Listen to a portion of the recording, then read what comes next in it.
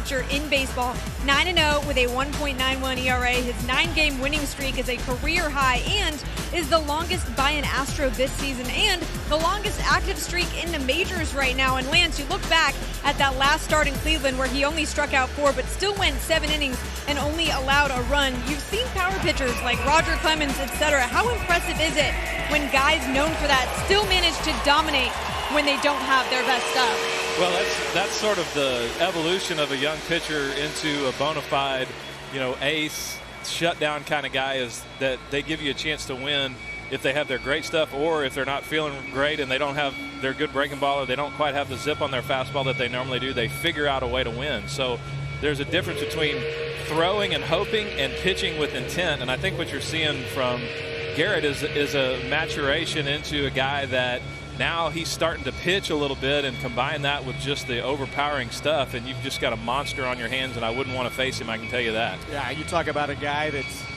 can bring it 100 miles an hour, and it sets up a lot of other things, doesn't it? No doubt about it. And, the scary thing is it seems like he gets stronger as the game goes along. So a lot of times when you're facing a guy that's got a big fastball and is primarily a two-pitch pitcher with his repertoire of good fastball and breaking ball, you can maybe wear him down a little bit, and you get in the 6th, 7th inning, maybe the fastball's not as crisp, but that's not the case with Garrett. He gets stronger, and he's able to maintain that velocity. And like I said, when you couple that with sort of maturing in his pitching approach and his command, knowing where the ball's going, knowing what makes him good, and then being able to execute that, makes it really, really tough for the opposing team's hitters. Charlie Blackmon will lead it off, followed by Trevor Story and the DH Daniel Murphy. Arenado, McMahon, and Tapia the middle third. Yonder Alonso, Chris Iannetta, and Garrett Hampson round out the lineup for Bud Black. Xfinity defense has Aledmus Diaz getting the start in left field. Michael Brantley, who had never started a game in right field before coming to the Astros, he makes his 4th start of the season in right. Jake Marisnick will be in center field. Off day today for George Springer. Correa and Altuve in the middle infield. Bregman and Gurriel in the corners. And Martin Maldonado is the battery mate of Garrett Cole, who makes his 25th start of the season. We talked about the deep lineup in the open. The other advantage that gives you is the ability to rest some guys. You see Springer with the day off and Reddick with the day off. So getting guys rest at this point in the season is critical, because it's really a grind at this point, and resting guys and not really losing much offensively is a big advantage. That's that point right now. And AJ talked about the fact that it was as much about getting guys in the lineup as it was resting guys, because he didn't want Aledmus Diaz. He didn't want Jake Marisnick with an off day on Monday, an off day tomorrow, to be that long between playing. And so they wanted to get those guys in the lineup, and he's able to do that today, as Jake Marisnick gets the start in center field tonight. That was one thing I thought that Tony La Russa, my old manager, was extremely adept at, and I know that he thought was extremely important, and that is to use your whole roster and not fall into the rut where you just play the same guys, but you give those guys that you're counting on to be your bench players exposure to the game, helps them feel like they're a part of the team, and also keeps them sharp when you do need them. Cole just missed there with a 98-mile-an-hour fastball. Exactly, and then if you have injuries down the road, and you got guys that you're not calling a guy that hadn't been out of the dugout for the last 7 days. Blackmon to left. Diaz gives it a look, and that'll be in the seats. Astros off day tomorrow. Then they head to Baltimore to start a long road trip, and I mean long in not just time but in distance. Baltimore, Chicago, and then on to Oakland to take on the Oakland Athletics.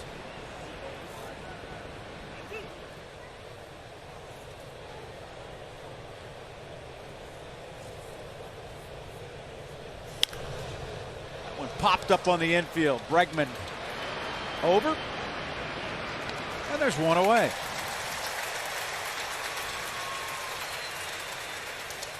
Well, the Astros now 74-40 after that win last night. Colorado falls into last place in the National League West. They are 52-61. 11 games under 500 on the road. There's Trevor Story.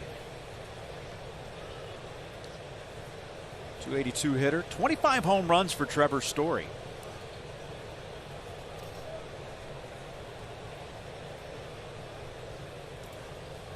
Story singled and scored in last night's game. Sweeper misses outside. Here's the shift presented by Geico. Astros shift more than anybody else in baseball. And the Rockies, not so much at 19%. Well, I'm sure there's numbers for this, but it's curious that when you have a guy that throws as hard as Cole throws, the likelihood of a ball being hit to the opposite field, I would think, increases, and yet the Astros still play their infield defense way around on the pull side, anticipating a pull side ground ball. The outfield has shifted slightly to the opposite field, but when Cole's checking 98, you shoot a ball over there to that right side seemed like pretty easy accidentally. Cole ahead of the count, a ball and 2 strikes. As Michelle said, Garrett 9-0 with a 191 ERA in his last 13 starts that dates back to late May. 116 punch-outs in those 13 starts. That one hit deep to left. Diaz going back. Diaz looking up, and that ball is gone. A home run by Trevor Story gives the Rockies the early lead. Well, I'd have to see the replay, but we talked a little bit about this last night. Way ahead in the count, 1-2. Too good a pitch. Really just left it up. Slider that didn't slide. That didn't quite get down to where he was trying to throw it. You can see the slider just kind of spins instead of getting down where he wants to throw it. So 2 strikes right there, 1-2 count. He's trying to throw that ball off the outside corner and maybe down in the dirt. Just left it up, and Story didn't miss it. He did not. Daniel Murphy, the designated hitter, steps in against Garrett Cole. Foul back. Trevor Story playing in his 500th career game. That is his 114th home run. For 500 games, he is ahead of everyone among primary shortstops. Alex Rodriguez hit 103. Nomar Garciaparra 101. Ernie Banks 100. And Tony Batista 93. So Trevor Story, the most home runs through his first 500 games among primary shortstops. That's impressive. That's an impressive list of players that he's with.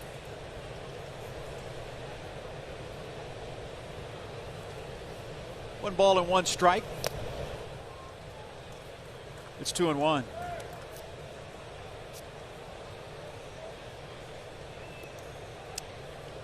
In those last 4 starts for Garrett Cole, it's been a very, very similar line. 7 innings pitched, 1 earned run allowed. It's 2-2. A lot of times if you're going to get to a guy, it's going to be in the first inning, a dominant pitcher like this, before they can really settle in, before he gets a good feel for his breaking ball. As you see right there, it's a nice pitch at the bottom of the zone.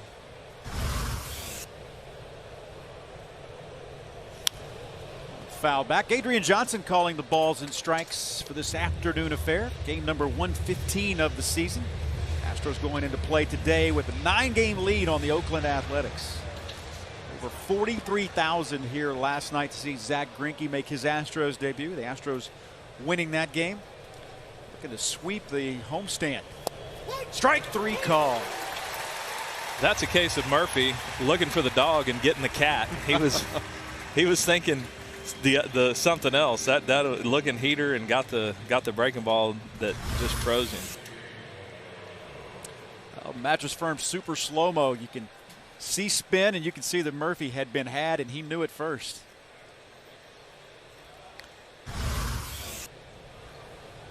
Easy to say and tough to do, but you really can't guess with 2 strikes. With 2 strikes, you've got to just try to hit what you see and defend the strike zone. I know, like these hitters, it's very difficult. A lot of times you get caught up thinking, well, he just did this and he's going to do that, and I'm going to look for this. But with 2 strikes, you got no margin for error, and if you're wrong, you're out. Nolan Arenado takes strike 1, a ball and a strike. Arenado's had some success. One of the few guys that probably has off of Garrett. Not many. Arenado, a 305 hitter, but he has struggled on the road. Just 175 away from Coors Field.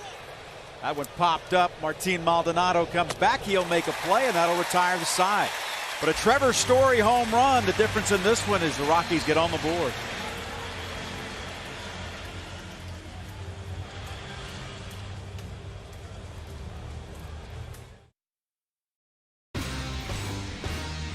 The fans are on their feet. Now the only man in between Paxton and the history books, a former American League MVP, Josh Donaldson. To Seager, the pick, the throw. Paxton has done it. It's a no-hitter. And he swings and drives one left center field deep. Hernandez back at the wall. Goodbye. Home run, Steve Pearce. High fly ball into left. Back at the wall. He's got another. How about Steve Pearce? Deep to left field. This ball's high. It's deep. Number 600 for Jim Thome. Welcome to the 600 club. Very nice, Jim Thome. Cespedes on the move, he's not going to get it. And it rolls off the side wall, and they're going to wave home Kendrick. The throw to the plate is there, and they got it. Are you kidding me? Wow. Rivera sets and deals. Strike three, ball game over. Yankees win. The greatest closer in history now has the most saves in history. Ichiro to right and deep. Back goes Parra, and it's off the wall. 3,000 is This way, A.J. Hinch fills it out. Off day today for George Springer, which means Jose Altuve bats leadoff, followed by Michael Brantley and Alex Bregman. Yordan Alvarez in the cleanup spot. Carlos Correa bats fifth. The first baseman, Yuli Gurriel, in the sixth hole. Ledmus Diaz playing left field. In there today, Martin Maldonado, the catcher, bats eighth, and Jake Marisnick, the center fielder, bats ninth. It's a lineup that will face 22-year-old Peter Lambert, who makes his second start as a Colorado Rocky. 2-2 with an ERA of 5.71.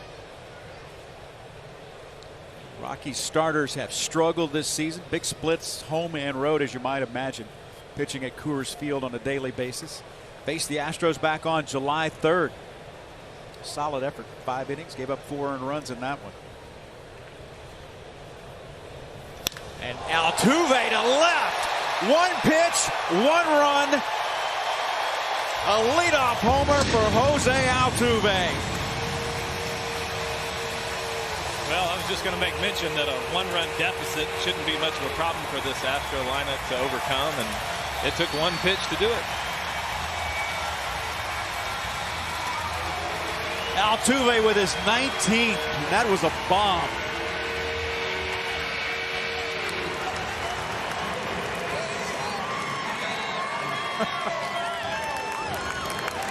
Ambush City, he was ready to hit. Absolutely.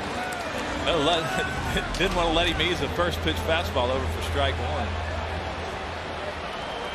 Diz used to do that a lot. We'd say, way to look him over. Thanks a lot. He had, what, 53 in his career?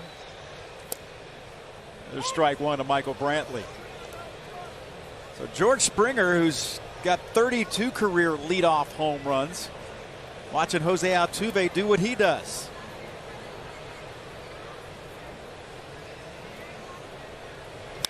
Brantley on the ground, base hit.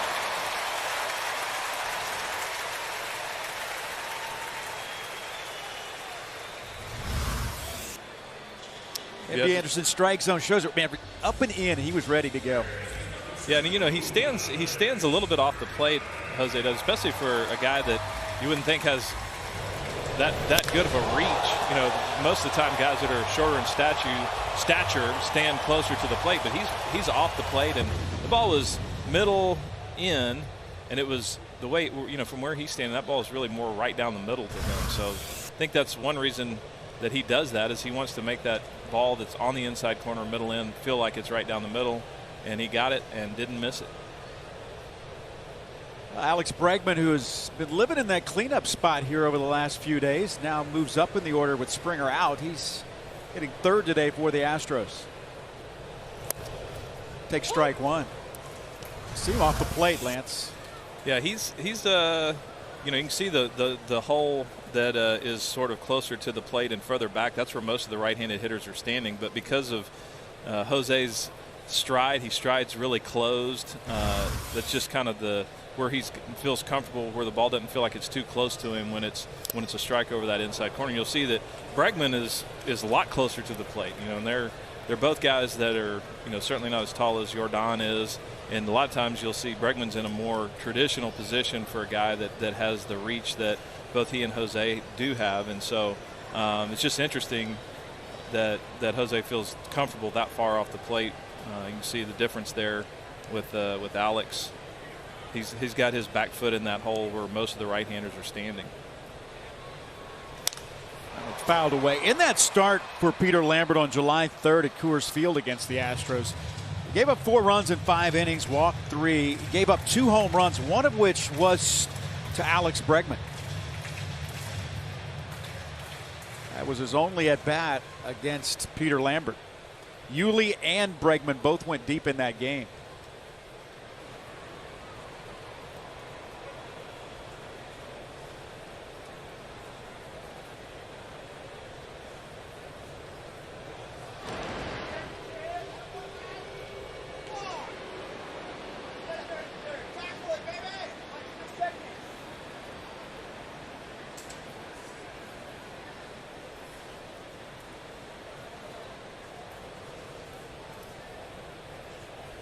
Back-to-back hits to start this game for the Astros. Bregman to left. Tapia over. He'll make the catch. A high-end exit velo is presented by Community Bank of Texas. Jordan responsible for 3 of the hardest hit home runs of the season for the Astros. The one he hit last night, 112.5 off the bat. Well, he and Springer have cornered the market on high exit velocity homers for the Astros.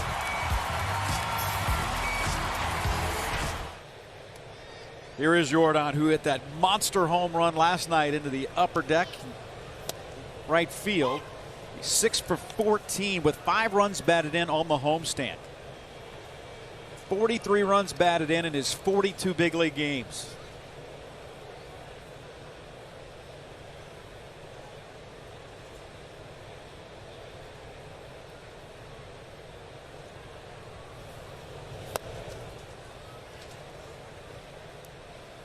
One ball and 1 strike. They're snapping up those jerseys while they can here on this homestand. Been a lot of folks through the turnstiles as well. He may be the first guy to wear a 44 since Roy Oswalt pitched here in 44. I think you might be right. Can't think of one off the top of my head. That one hit into right field, and another hit for Jordan Alvarez. Brantley will stop at second. And 3 of the first 4 Astros that Peter Lambert has faced have come up with a hit. Well, one thing that makes Jordan tough to pitch to is he's got incredible leverage and he's got great reach. And that's about the 4th ball I've seen him kind of be a little bit off stride, but still able to reach out with those long arms and just flick it into the outfield. And usually a guy like that, the guy that's tall, you think, well, we can pitch him up and in and jam him. But so far he's either laid off of those or the ones that he can handle, he's barreled and hit a long way. So as a pitcher, you kind of are standing out there going, where do you go on this guy? You can't really get him up and in. If I throw it down and away, even if I make a good pitch, he's able to reach out there and just poke it into the outfield. And so it just becomes a very difficult out, and he continues to swing a red-hot bat. Carlos Correa hit an opposite field home run last night, and the Astros win and take strike 1. Carlos, a .414 career hitter against the Rockies with 2 home runs. He's been on a roll since coming off the injured list. 4 home runs, 12 runs batted in those 10 games since coming off the IL. One of which was a grand slam against St. Louis, his first career grand slam. There's 1-1. Didn't even look like he got this one last night. Well, I don't think he did. I mean, I think call that a little bit of a shank home run because you see the ball kind of shoot off the side of the bat. It's got side spin on it, but he's so strong that he's able to, even with the less than ideal spin on the baseball, get it to carry out of the ballpark.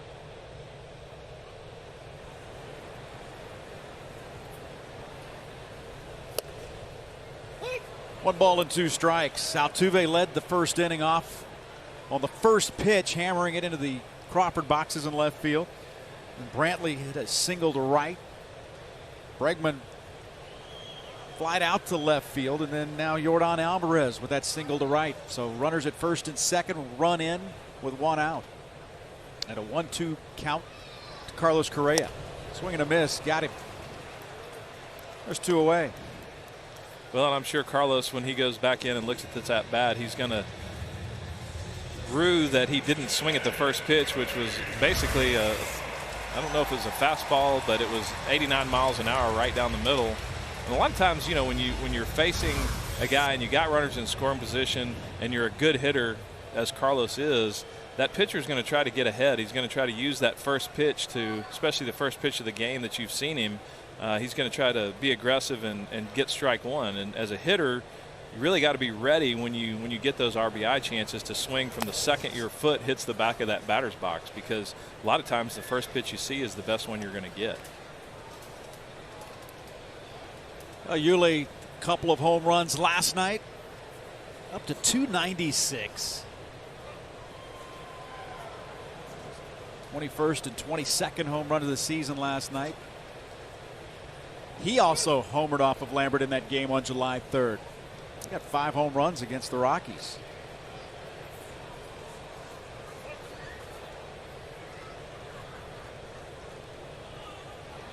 Since about the 20th of June, you'd be hard-pressed to find a better hitter than Yuli Gurriel. He's been on that kind of roll. American League Player of the Month in the month of July. Hit 398.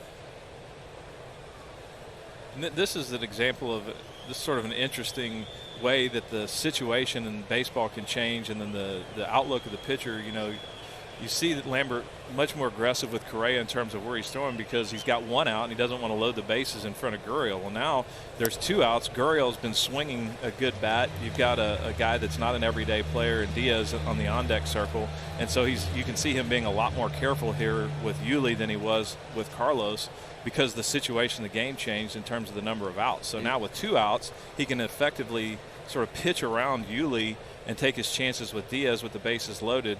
I think he feels more comfortable in that scenario, even though the bases would be loaded. He's swinging 3-0 and fouls that one back.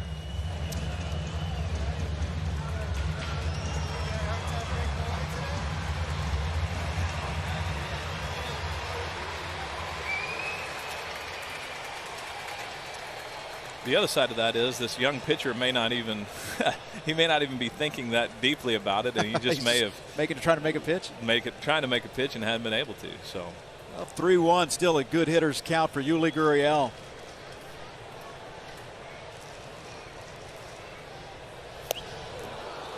But I will say that I played with Roger Clemens, who in my opinion may be the best that ever has played in terms of managing the other team's lineup, and I know that he would pitch around guys even if he had to load the bases to get to a guy that he knew that he could, you know, execute pitches against. And so not an uncommon strategy. I'm not sure that's what Lambert was trying to do there, but it could possibly have been.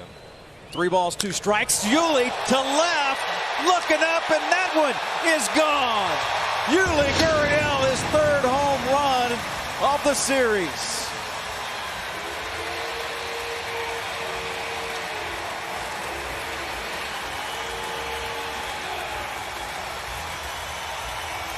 Yuli Gurriel continuing to swing a white-hot bat.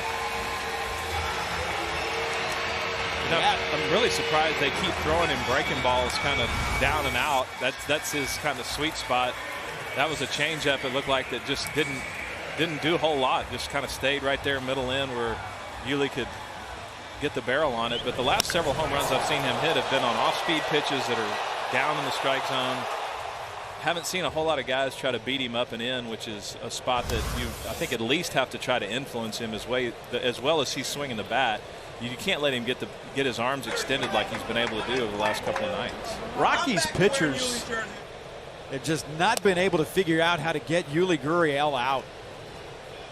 Well, I think, like I say, I think you have to make him feel the inside part of the plate. Right now, he's covering the whole plate. I'm not saying he's leaning out over, but he's certainly covering all of the plate. So when you see a guy like that that's swinging the bat that well, you got to stand him up with some fastballs in. Diaz grounds out, but the Astros do damage in the first. 2 home runs Jose Altuve, Yuli Gurriel. It's 4-1 Astros.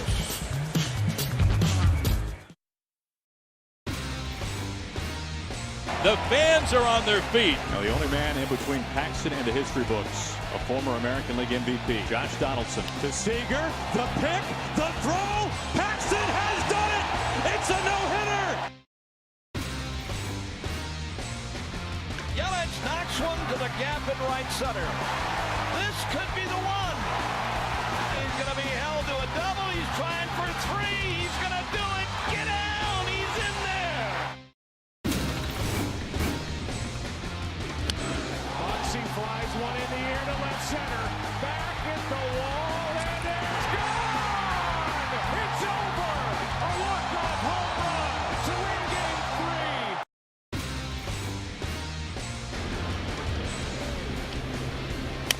3. He's just keeping the ball away from Bohr the whole game. He wants to get it. Their ball behind the back flip, and he got him! Oh, wow! Oh, my gosh. 2 home runs tonight. I'd like to see a hat trick. I don't know about you. Goldschmidt, high drive, out to left. You bet he's done it! 3 home runs! Here's the pitch. Swinging a hard hit ball inside third, base hit down the left field line. Mazzara gets the third. Adrian going to second. He's got a double. Is presented by your local Ford dealers.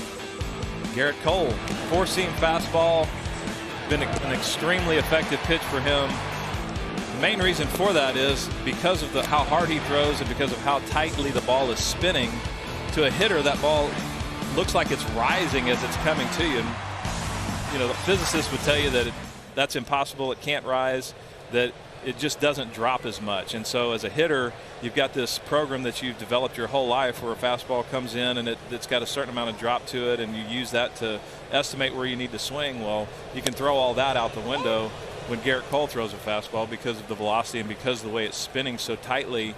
The ball doesn't drop. It stays on plane is what we used to say. And so as a hitter, it really messes with your eyes. You think it's going to do one thing, and then it just kind of stays true, and you end up swinging underneath it all the time. It's extremely difficult to get on top of that ball. So basically, your body, your hands take the bat to the path where your brain says it should be, and That's it's just right. not there. Exactly. And your brain and your hands are working on a program that you've been building since you started playing baseball. So you're used to seeing fastballs come in with a certain amount of drop. Now, you're not consciously aware of that, but that's how you've trained your body over years. And so when you have a guy like Garrett Cole who sort of takes that and shatters it with his fastball that doesn't drop as much, it really, I mean, heck, he could really sit there and throw fastball after fastball and still be effective because the hitters they have an inability to adjust that quickly to what their brain is telling them. MD Anderson strike zone.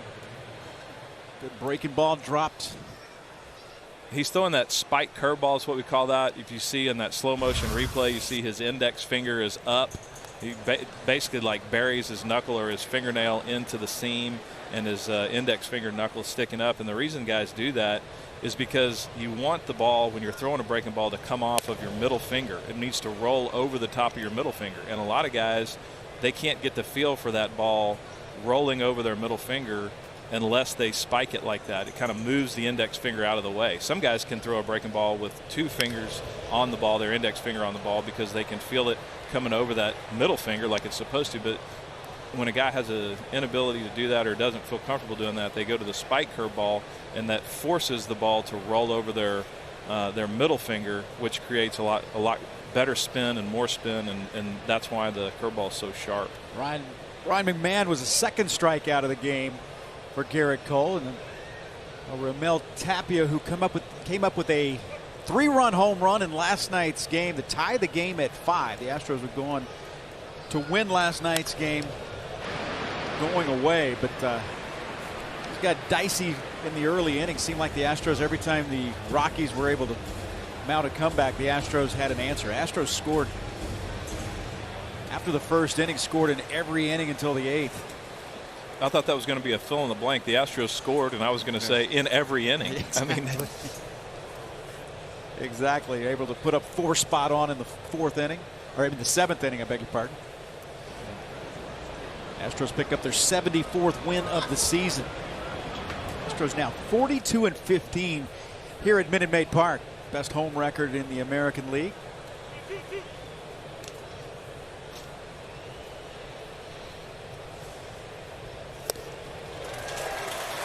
And that's the third strikeout of the game as he gets Tapia swinging. 99 miles an hour. This country hardball reared back and threw it right by him.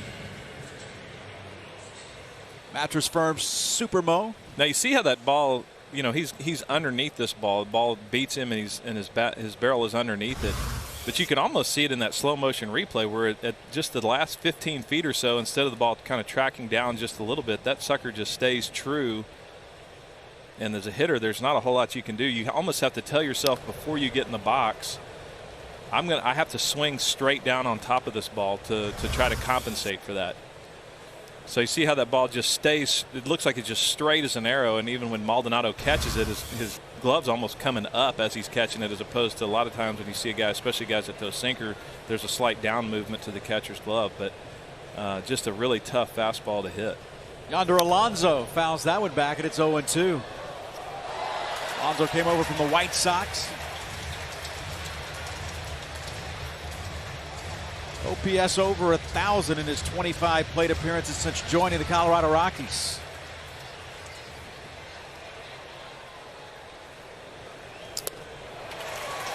Swing and a miss, and that'll retire the side. Cole strikes out the side in the second. The Astros lead 4-1.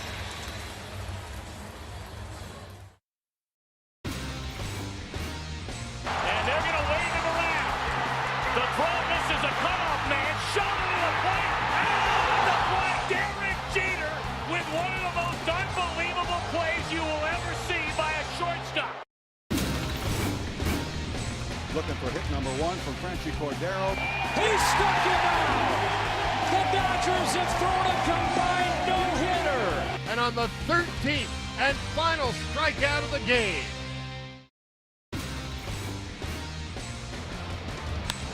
Deep to left field. This ball's high.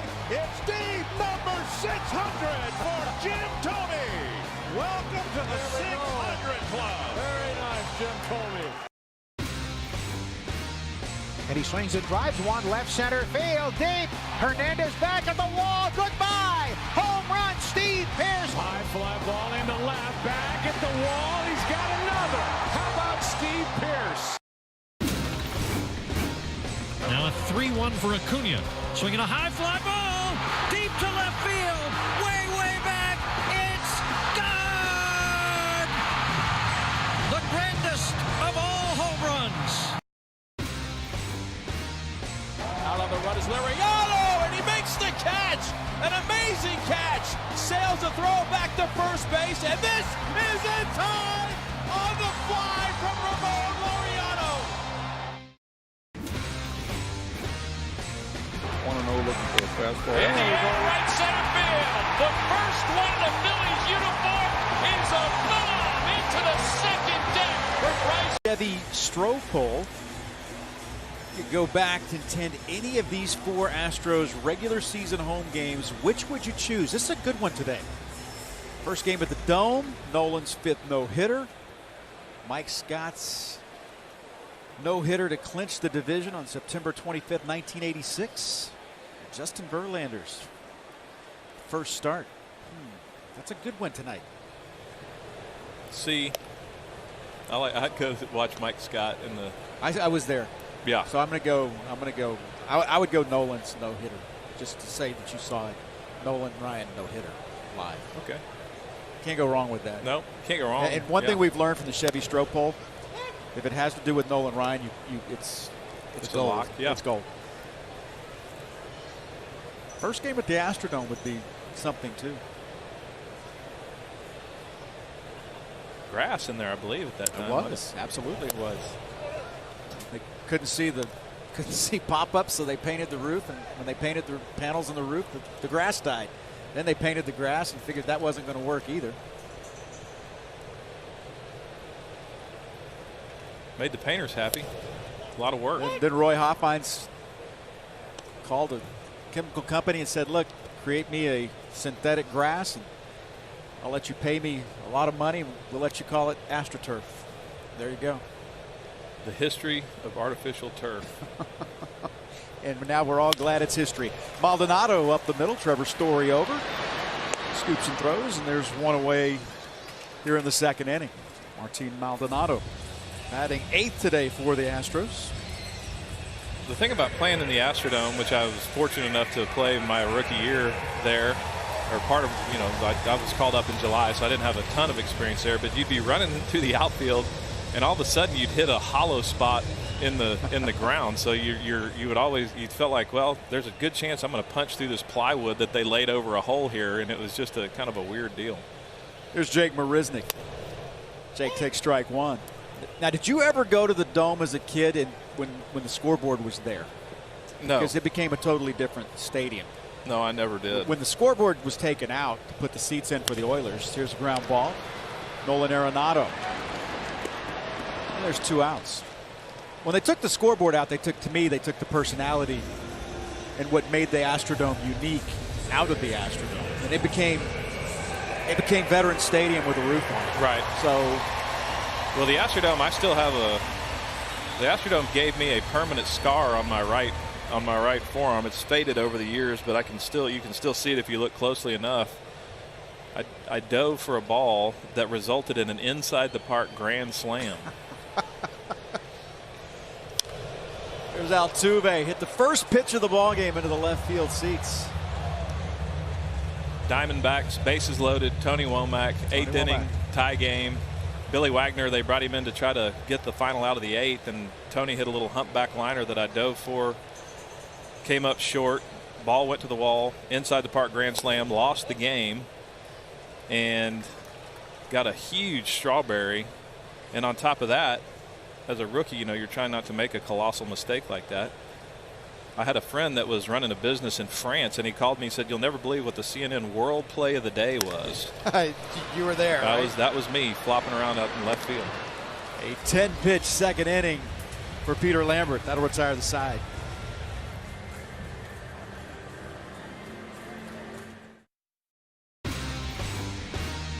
Two on, 2 out. 10th inning.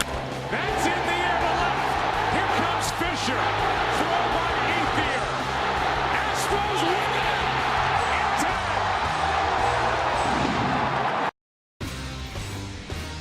2-2 pitch on the way. Swing and a miss. He struck him out.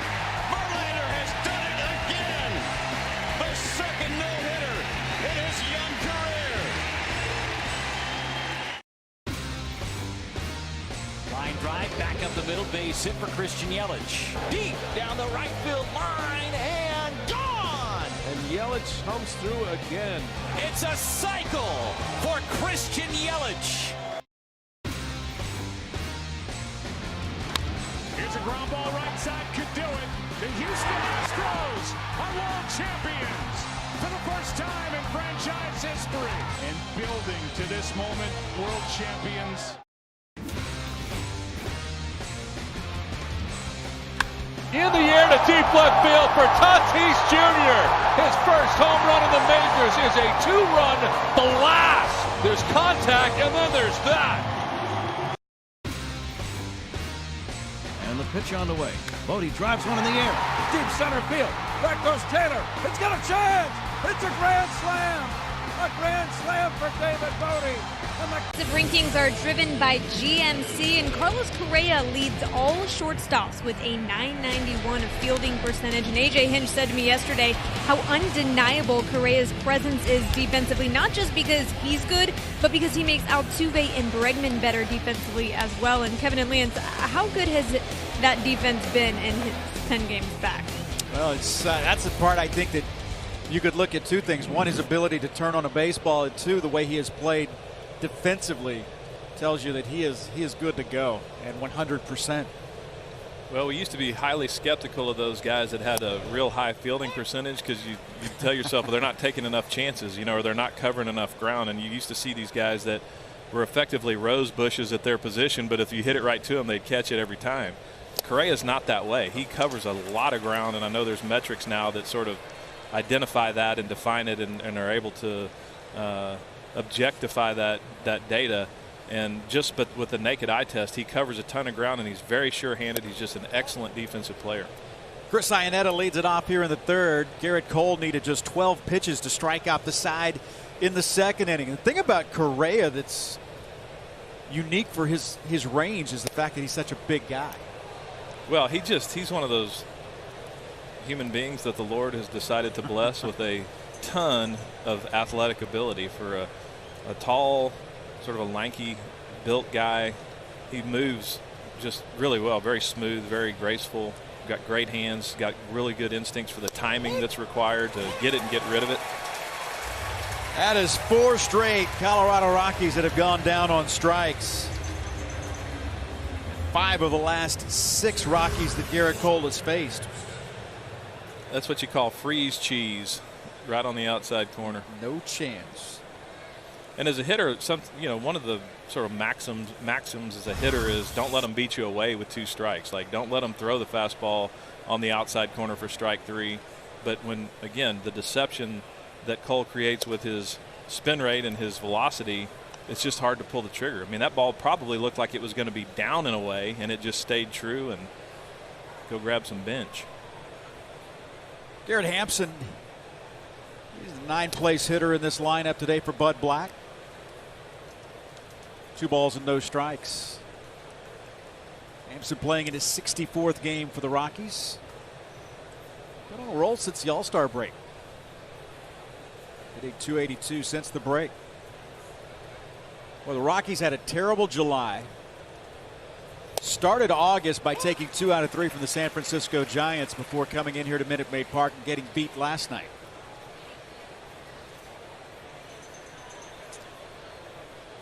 Bud Black and A.J. Hinch, 2 very good friends. Relationship that goes way back in baseball. Swing and a miss. It's 2 balls and 2 strikes. And Bud Black was the field manager in San Diego. A.J. was vice president of the club and assistant general manager. They had a great working relationship. The 2 of them sat down and did an interview yesterday. It was really interesting. The 2 of them basically just talking back and forth, and A.J. talking about strike 3 call. 5 straight punch outs, and that's the 6th strikeout of the game. Are you following AT&T Sportsnet on social media? From in-game highlights to exclusive player interviews, find us on Facebook, Twitter, and our new Instagram account for the latest on the Astros all season long. AJ will be the first to tell you he learned a lot from Bud Black. Bud Black also a very big Jeff Blum fan. There's strike 1. Well, who isn't a big Jeff Blum fan? You make a good point. All-time great teammate, great guy, as laid back as they come. Charlie Blackmon popped out to start this game, and he's behind in the count 0-2. Blackmon hit .274 in July, but he's now 8 for 20 here in the month of August after that pop out to start this game. But he's got 2 home runs in August, which is 1 more than he had in 22 games in the month of July. That one fouled back. StatCast AI tells you that Charlie Blackmon going to go to work on that right side. But a good all-around hitter. Guy that's has much better numbers, like a lot of these guys, at Coors Field than he does on the road.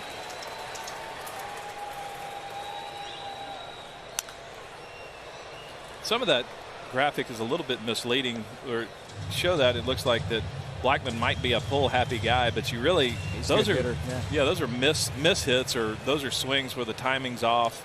Most hitters, when they miss hit a ball, they either roll the ball over to the pull side, so you get the ground ball over there to the right side for a left-handed hitter, or they hit the flare pop out to the left side. Well, pulls this one down the right field line. It's a matter of whether it stays fair or foul. It goes foul.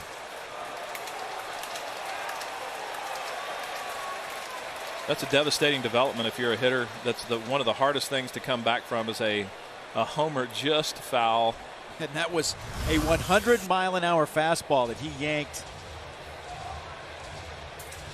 Foul by that much. Wow. If this at-bat results in anything other than a strikeout, it's a win for Blackmon.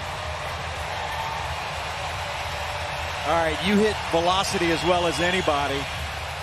How impressive is that to do that with a 100-mile-an-hour fastball? I never did it, I can tell you that. Once they got up over 95, I was looking for just for contact.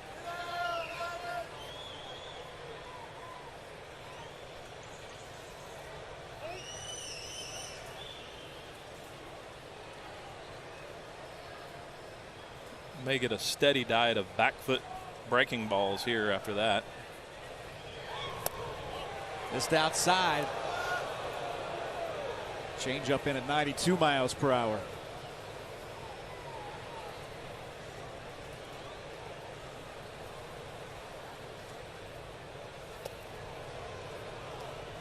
It's 2-2.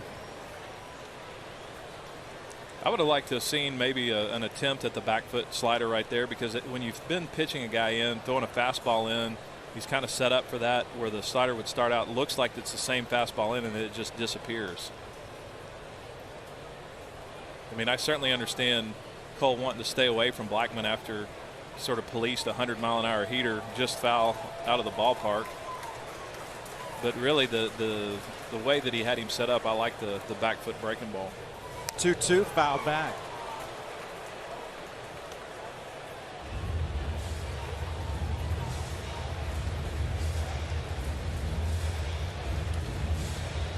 As a hitter, to me, it was much easier to lay off a ball away from me than it was in, because you have a lot less time on the ball in to make a decision, you know, to stop your swing. Whereas at the ball away, you feel like you got more time, you get a better look at it. See, that pitch right there was what I would have thrown maybe right after that foul homer. Really good job by Charlie to lay off that pitch, because that is a difficult pitch to lay off of when a guy's throwing as hard as Cole is. He was ahead 0-2 in the count. Now Blackmon has worked the full count. 3 balls, 2 strikes, 2 outs. Popped up left side, and Bregman over, and Bregman makes the catch. That'll retire the side. The Astros on top 4-1.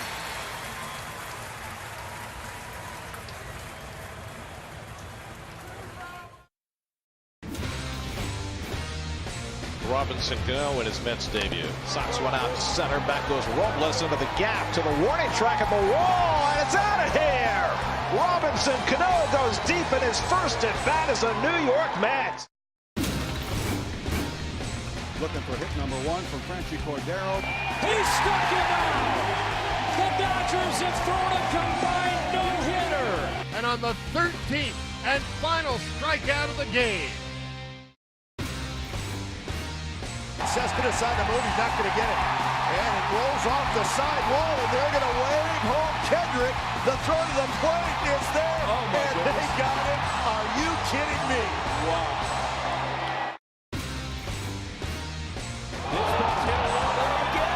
That's number 30. Where will this one land? Come close again. Are you kidding me? Those aren't just home runs. Those are boom shots. That is absolutely clobbered. Good gosh, where is that going to land? Oh my, what a bomb. Testing the limits of Safeco Field. Malone looking for his first hit of the year. He drives one. Deep left field. That goes Upton. Back near the wall. It's out of here. It is presented by Blue Cross Blue Shield. Astros 42-15 here at home, and that is the best home record in the American League. A team that has been not good but great on the road over the last 3 seasons. Doing damage at home now here in 2019. Well, I made reference to this in an earlier game that I did, but you know, the teams that, I think that 05 team, yeah, there it is. We had a great home record, and you get to the point where you feel invincible. Like you come to the ballpark and you don't feel like there's any way you can lose, and it's just an amazing confidence boost to play in front of your home crowd and playing a place that you're really comfortable, and the guys, just everybody has a comfort level that makes it extremely difficult for a road team to come in here and get a victory. Oh, 1 pitch, 1 out. Michael Brantley hit the ball hard, but Tapia is there to make the catch, and there's 1 away.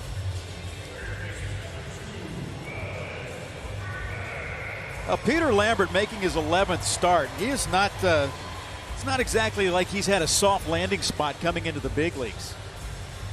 Gave up that home run to Bregman in his first start against the Astros, but of his 10 starts, 7 have come against the Cubs, the Astros, the Dodgers, and the Nationals. He's faced the Dodgers, the Cubs, and the Astros twice each. That's why they call it the major leagues.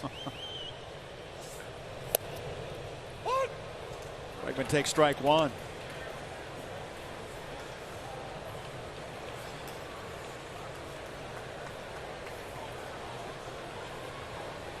Astros looking for their 75th win of the season, leading 4-1 here in the bottom of the 3rd inning. You know, for a young guy like Lambert, who doesn't necessarily have overpowering stuff, he's got a decent fastball and a good arsenal of breaking pitches, but he's not going to be able to make as many mistakes on the plate or in the middle of the plate as a guy that, say, throws 95, 96. So sometimes for a guy like that, it takes him a little bit longer to settle in, because there's certainly a comfort factor that you have to get acclimated to the environment. They say when you put the 3rd deck on the stadium, it just makes a big difference psychologically. So for a control type pitcher, sometimes it takes them a little bit longer to sort of get a feel for that and get comfortable where they can execute their pitches. Well, that's 3-1. Good hitters count for a very good hitter, and Alex Bregman. And opponents off of his changeup, which was what he came to the big leagues, and that was his big secondary pitch, but opponents hitting about 300 off that changeup. Well, and the changeup is a field pitch, so if a guy's got a little extra anxiety, you know, it's a tough pitch to command like he's used to doing in the minor leagues. That one shot to the right center field, and that will get down but won't get through. Blackman did a nice job cutting the ball off. Bregman will have to get back to first base. I'll get your tickets for the August 21st game against the Detroit Tigers and guarantee yourself a Josh Reddick on-base bobblehead. It's all fan giveaway. You're not going to want to miss. For more information or to get your tickets for the game, visit astros.com/promotions. Good swing by Alex right there. That's an example of what I call a bat path hit, which ball was not scalded, but because Alex kept his bat in a good position, sort of fought through that pitch that was up and in and had the barrel flat, he was able to force it out there into right center and ends up with a base hit. Well, Jordan 1 for 1, singled and scored in the first inning. In case you're scoring at home, he's hitting .342 after that hit. The OPS is 1125. He's amazing.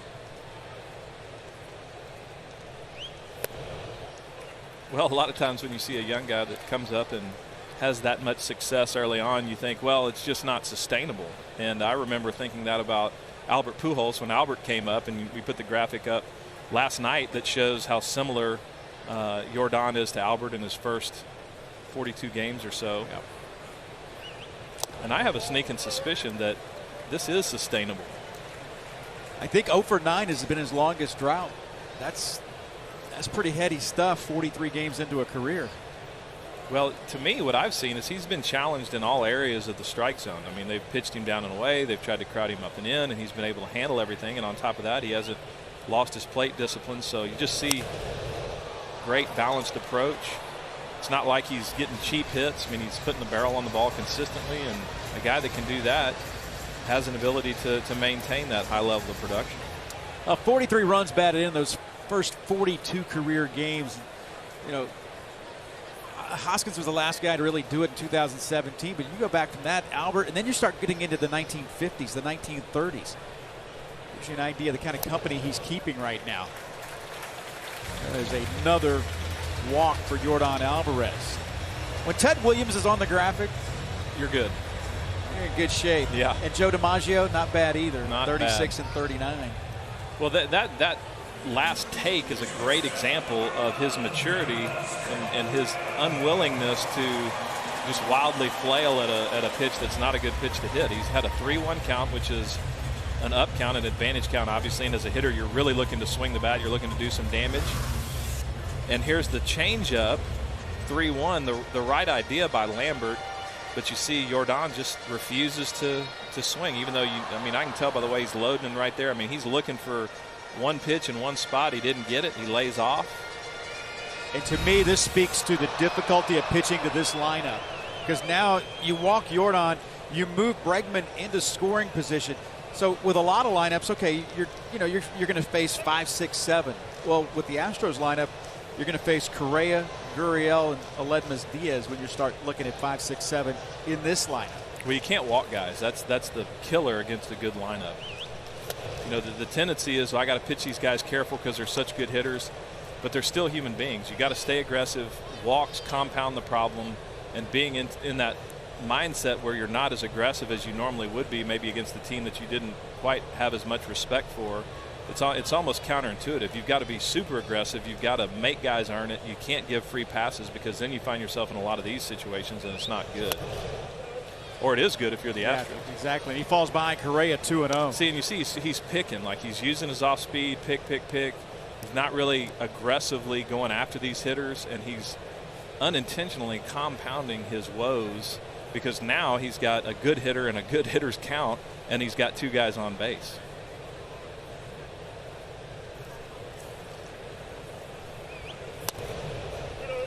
(3-0) to Carlos Correa with 2 on and 1 out. If I were the pitching coach for the Rockies, I'd stroll out there and just tell him, look, you're being too careful. Let's go. Get the ball. Make them hit it. Throw it in there and see what happens, because you're better off doing that than falling behind these hitters and putting guys on base. And just solo homers rarely beat you, but 3-run homers beat you all the time. A 4-pitch walk to Carlos Correa, which will bring up Yuli Gurriel. The scouting report is presented by your Greater Houston Honda dealers. Miss middle, and Yuli will make you pay. There's really no surprises in this graphic except for the 333 on the extreme low outside corner. Now that is something that it's telling to me. And you'll see that, we talked a little bit in his last at-bat. If I were pitching to him, I'd jam him. I'd try to stand him up. And you see he hasn't had nearly the success on the inside corner as he has on balls away from him. And he's got a tendency to sort of hunt that outside corner, sort of leans over. He's got a little bit of a sweeping bat path. And when you got a guy like that, I'm going to try to make him beat me on the inside part of the plate. And at the very least, you're going to influence him in, maybe get him off of that ball away a little bit to where it opens up more of the plate for you to throw some other pitches. So, that would be my philosophy if I were pitching to Yuli. Would just say we're gonna go hard in, try to influence him in there. If he happens to beat us in there, you tip your cap. But by keeping the ball away from him and by trying to execute off-speed pitches, you're really kind of playing into his strength. Well, Yuli with the bases loaded, 5 grand slams. Speaking to your point, though, you talk about staying away, and he's a 291 hitter on balls out of the strike zone. And you see his setup right here. He's geared for that ball that's middle away. And see, that's a fastball that is middle in, and is really, for most guys, that would be sort of a no-no zone. But because of his setup, that's where I would pitch him. See that ball right there is it's not even really on the inside corner. It's what we call middle in, but you can see how it sort of tied him up just a little bit. And I would live in there until he shows me that he's going to make an adjustment and try to hit that ball inside, or show the ability to get to that ball inside and do some damage on it. 11 of the last 14 pitches that Lambert has thrown have been out of the zone. It's 1-1. See, and I don't think going in there one time is enough to influence a guy. Like, you've got to live in there for an at-bat or two, make the hitter believe that that's that's where I'm going, and then you got some options. Bases loaded, 1 out. Yuli hit a 3-run home run in the first inning. You just see, to me, that this is just inexperience. You get a strike with a fastball, a good aggressive fastball, wasn't even on the corner. You get strike 1, and then you're trying to go super fine down and away with 2 pitches, and the count swings right back to the hitter's favor. So just not taking advantage of a good first pitch that he made. The 2-1. It's 3-1. Nobody up and throwing in the Rockies bullpen. They are starting to stir. Guys starting to get up and stretch a little bit. Well, and this, you see where the catcher, he's throwing the ball where the catcher's set up. He's trying to throw that ball down and away, but it's too fine. Like you got to just set up more on the plate and can't be scared. Yuli to right, Blackman over, Bregman tagging.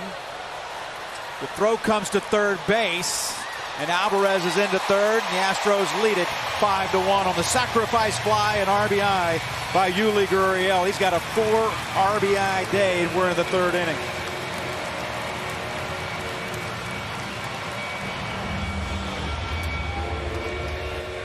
And see, that should be a lesson for Lambert to learn. 3-1 count, throws a fastball right down the middle to maybe the hottest hitter in baseball, and Yuli hit it pretty well, and certainly, he's just trying to do a job. He's trying to lift the ball to the outfield to get the sacrifice fly, but that ball's right down the middle. That's a home run pitch to a lot of guys, and Yuli just missed it. So it's hard to hit, and I don't think the pitchers give the hitters a lot of times too much credit, and they don't stay aggressive enough, and as a result, they end up in a lot of bad situations.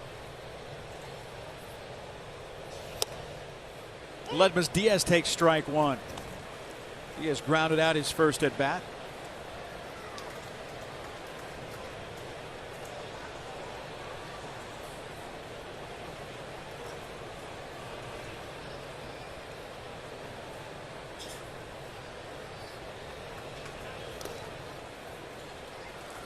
A ball and a strike.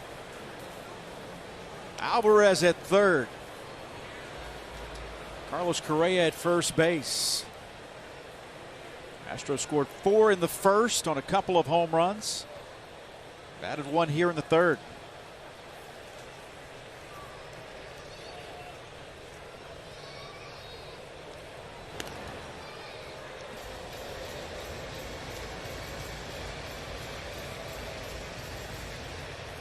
Lambert came up as he was drafted. He was a really good shortstop in high school. He's actually a very good hitter. This guy is hitting .438. He doesn't like. Is that little league stat? No, he's 7 for 16 in the big leagues. In the big leagues. Wow, it's his rookie season. Well, the thing is, he's 22, so he hasn't forgotten how to hit yet. Oh, there you go.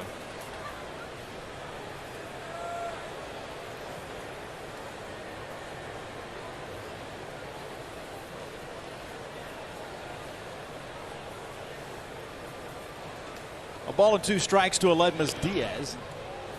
Just keeping a close eye on Carlos Correa there at first base.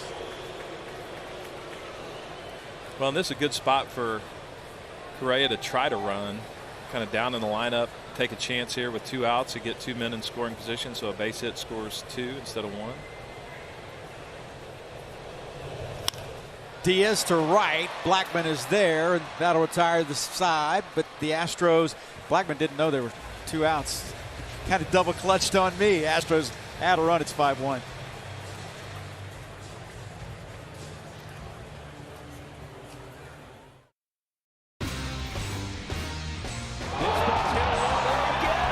That's number 30. Where will this one land? Come close again. Are you kidding me? Those aren't just home runs. Those are boom shots.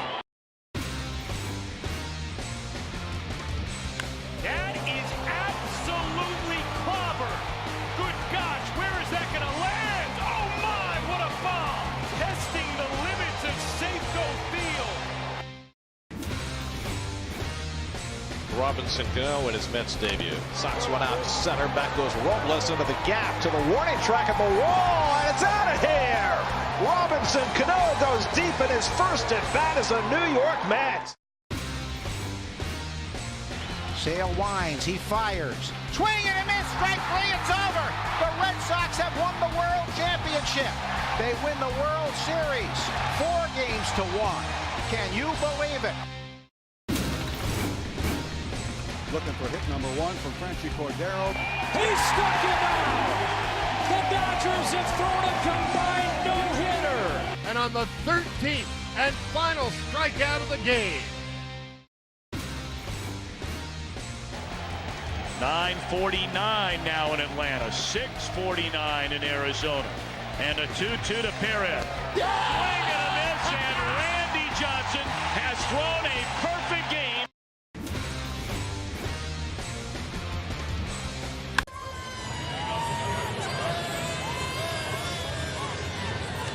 Astros lead the Rockies 5-1 in the top of the 4th inning here at Minute Maid Park. Well, talking with manager A.J. Hinch about the evolution of Gerrit Cole since they got him in 2018, he said evolution is the perfect word to describe him. He's just so talented, and he's always tweaking something, whether it's his pitch usage, shape, his attack plan. He's locked in physically. His timing and delivery has gotten better over the past 2 years. He said his fastball is obviously incredibly important to his success, but his intensity is so impressive. Hinch said that he is the strongest finisher the Astros have in terms of how good his stuff is in the 5th, 6th, and 7th innings. He's so consistent, and that is what makes him so rare, Kevin. Like a sprinter who smells that finish line. He gets towards the end of his outing. The only mistake he has made today was that home run to Trevor Story, and Story leads it off here in the 4th inning. Well, look at the look on his face. All the great pitchers that I've played with, Adam Wainwright, Chris Carpenter, Pettit, Clemens, Oswalt, they get that killer instinct. I mean, you can see it all over his face. Like he knows what he wants to do. His focus and his concentration are just at the very peak of professional baseball. Like, you just see that mentally he is super strong, and it's just you can see the focus. I mean, he exudes it, and all the great pitchers that I've ever played with have that same look. I mean, you could put a graphic up where just look at their face right there in the position where they're fixing to deliver the ball, and you just see an assassin. Some guys just wired a little different, right? Well, just and it can be a learned thing. I think there have been pitchers that have had sort of a scattered mental approach that have been able to sort of channel and focus and learn how to, keep that thing locked in like that. 2 balls and 2 strikes to Trevor Story. I faced a lot of guys that have really good stuff, but they were never able to harness that mental aspect. And they're always, the guys that are up and down, and they never quite achieve what you think they should given the stuff that they feature. And then you've got these guys that, you got some guys, like I think of a Woody Williams, who was never overpowering, yet his focus, his pitch execution, and his fearlessness kind of overcame any sort of physical deficiencies, and he was a great pitcher. But when you got a guy that has unbelievable stuff and also is able to harness the mental side of it, that's when you have just a dynamo. And that's what Gerrit Cole has been for the Astros. The 2-2. Just missed. Its count goes full.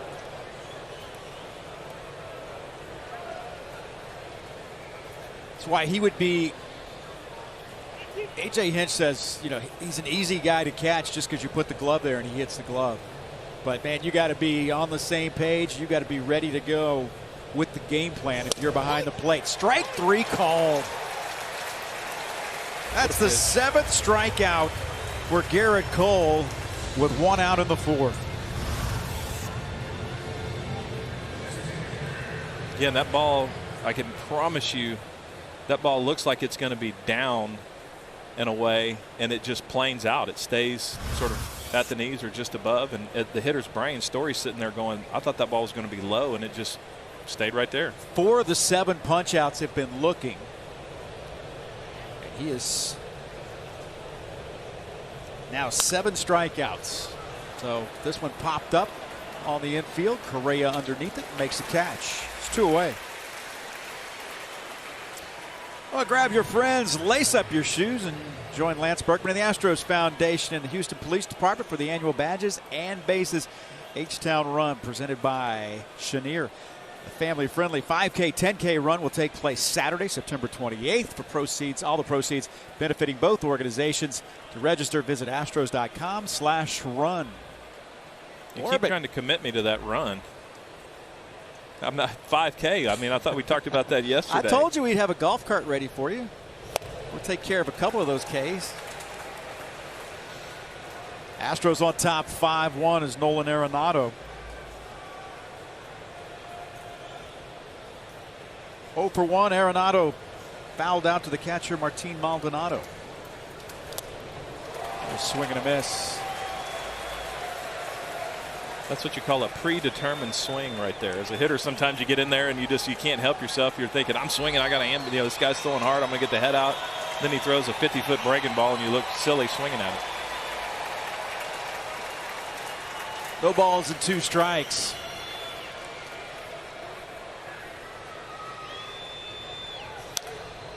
Fouled away. I said Arenado was hitting 175 on the road. 175 on the road in his last 18 games. So he has struggled away from Coors Field here lately. And he is some kind of player. Pickett as good as anybody in baseball at third base. Just like all good professional hitters, he takes great at bats. He's never really out of it.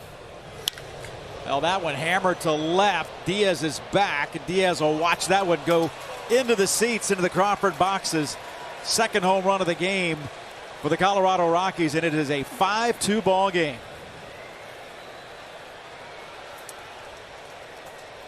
Sound like a broken record, but a lot of these pitches, these 2-strike pitches, when you're way up in the count, they're just too good. When you have a hitter severely down in the count, 0-2, 1-2, the hitter's in swing mode, like he's looking to swing. And so when you throw a ball that catches that much of the plate in that sort of a situation, a lot of times you're not going to get a very good result. I'm sure Garrett was trying to throw that ball up out of the strike zone, try to climb the ladder, and just stayed a little bit lower than he wanted. And Nolan was swinging with that kind of a swing, that kind of power. Bad result for the Astros. Cole has given up 2 hits, 2 solo home runs. That went off the mask of Maldonado. Adrian Johnson will walk that baseball out and give Maldonado a chance to gather his faculties. Trevor Story, a solo home run in the first. Nolan Arenado, a 2-out solo shot here in the fourth. And those are the only 2 hits. Ryan McMahon struck out back in the second inning. Well, McMahon has led this Rockies team in runs batted in since the All-Star break.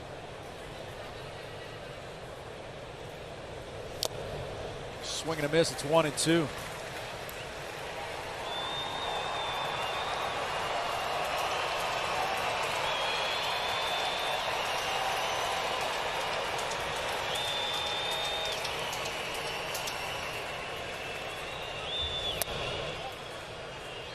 Missed inside. It's 2-2. So I like that right there, the back foot slider we've talked about. That's the kind of pitch you want to throw 0-2, 1-2, see if a guy will fish for it. Now you might try to nip that outside corner with the fastball. Looks like you're going back in.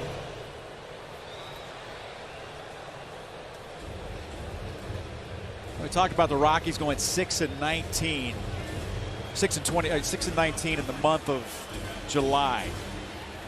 Their last 30 games, they've gone 8-22. Only the Tigers with the worst record since June 30th. McMahon to left field to let Miss Diaz over, and he makes the play. That'll retire the side, but another solo home run. The Astros lead at 5-2.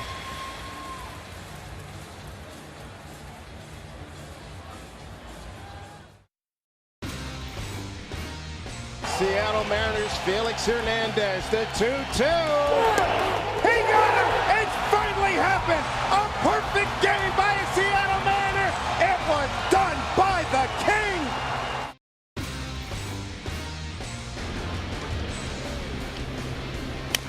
He's just keeping the ball away from Bohr the whole game. He wants to get it. There, ball Behind the back flip, and he got him! Oh, wow! Oh, my gosh. Here's a ground ball right side, could do it. The Houston Astros are world champions for the first time in franchise history. And building to this moment, world champions. Line drive, back up the middle, base hit for Christian Yelich. Deep down the right field line, and gone! And Yelich comes through again. It's a cycle for Christian Yelich. 2-0 pitch. Swinging. There it is. Here comes Osmus. The start and tie. Vic wants to make it a double. He didn't get the trademark, but he did get 3,000 hits. Here's the pitch. Swinging a hard hit ball inside third, base hit down the left field line. Mazzara gets the third. Adrian going to second. He's got a double for 3,000. Deep to left field. This ball's high. It's deep. Number 600 for Jim Toney. Welcome to the Astros on the go all season long. Download the AT&T Sportsnet app from iTunes or Google Play, or go to attsportsnet.com to stream from your computer. Log in with your cable account and you are all set. It is available to cable accounts with AT&T Sportsnet in their subscription. It is subject to blackouts and territorial restrictions. Kevin? Hi, Michelle. Thank you very much. Martin Maldonado leading off here in the bottom of the fourth inning. Well, Peter Lambert has not exactly been smooth sailing, but he's able to, so far he's been able to navigate through this. Trails 5-2. Well, after last night and the bullpen usage and ineffectiveness, Bud Black is really limited with his options here. He almost has to let Lambert try to get as many outs as he can. And to Lambert's credit, after the first inning, he's done a decent job of limiting the damage.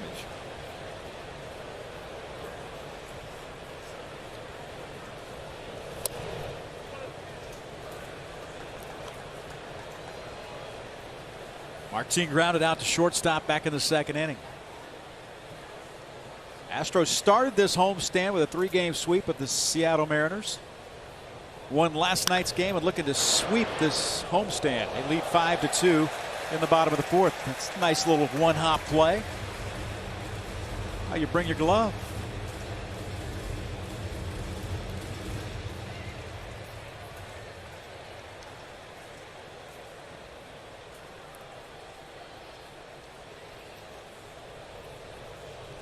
Rockies with 2 runs on 2 solo homers. The Astros got a 3-run home run from Gurriel in the first inning, as well as Jose Altuve hitting the first pitch of the game into the Crawford boxes. Astros scored 4 in the first. Came back with a sacrifice fly for a run batted in for Yuli Gurriel in the third. They lead 5-2. 5 runs on 5 hits for Houston. And a leadoff walk to Martin Maldonado in the fourth. Let's flash back to Billy Wagner on the mound, and oh no, that's number 22, Lance Berkman. I thought to myself, oh mercy. Inside the park, grand slam.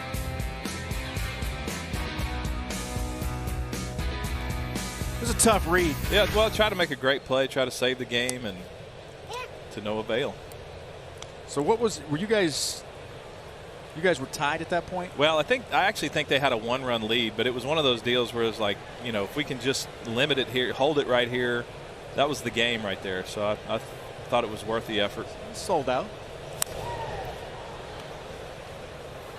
One thing Lambert's had trouble doing, as I've watched these last few innings, he's really struggling locating a fastball to the first base side of the plate, and for a right-handed pitcher, that's the most difficult spot to have great command. You see, anytime trying to get a ball down and away to a right-handed hitter, if you're a right-handed pitcher, it's a tough spot.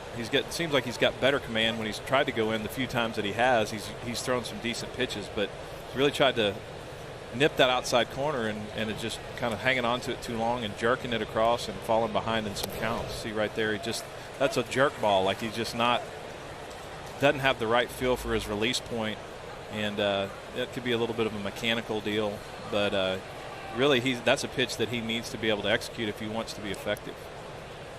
Just 22 years old, making his 11th big league start.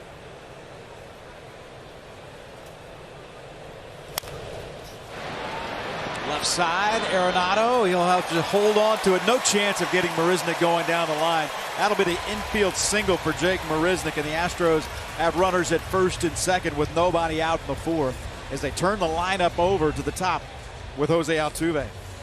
And these are how disastrous innings sort of materialize. You walk the leadoff hitter, the guy that may not be the strongest hitter in the Astros lineup. You walk him, then you get a little sort of an unlucky bounce if you're the Rockies, and next thing you know, it's first and second, nobody out, and here comes the Thunder.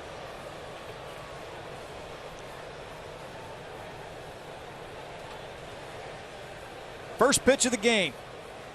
Jose Altuve hit his 19th home run of the year.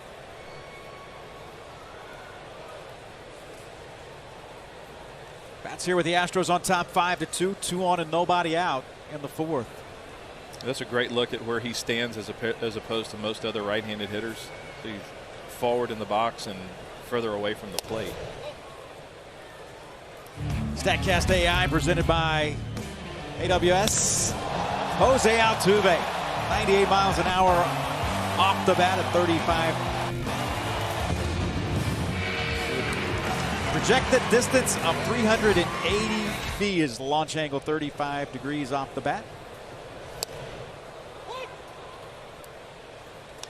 Altuve takes strike one. 1 ball and 1 strike to Jose Altuve. When Altuve came off the injured list, that was on June 19th. After the game on June 20th, he was hitting 235. Is right at 300 right now, 299. Water finds its own level. Yes, it does. You talked about, remember last night he had the big hole on the right side. That's right.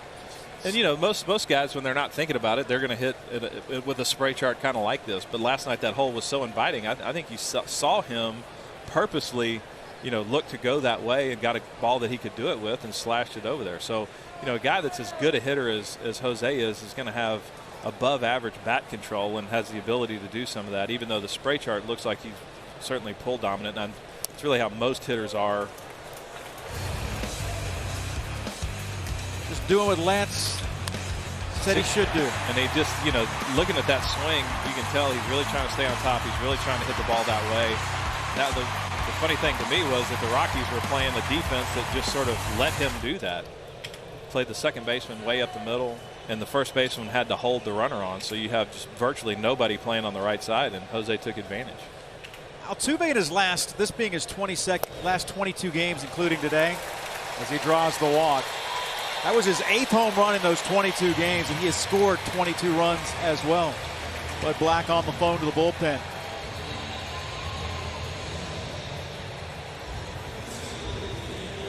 Lambert in the deep end of the pool right now as the bases are loaded with nobody out. Michael Brantley is the batter. 2 walks. Maldonado led off the inning with a base on balls. And Marisnik with an infield single. Now the walk to Altuve has them loaded. Tinoco is up throwing in the Colorado Rockies bullpen.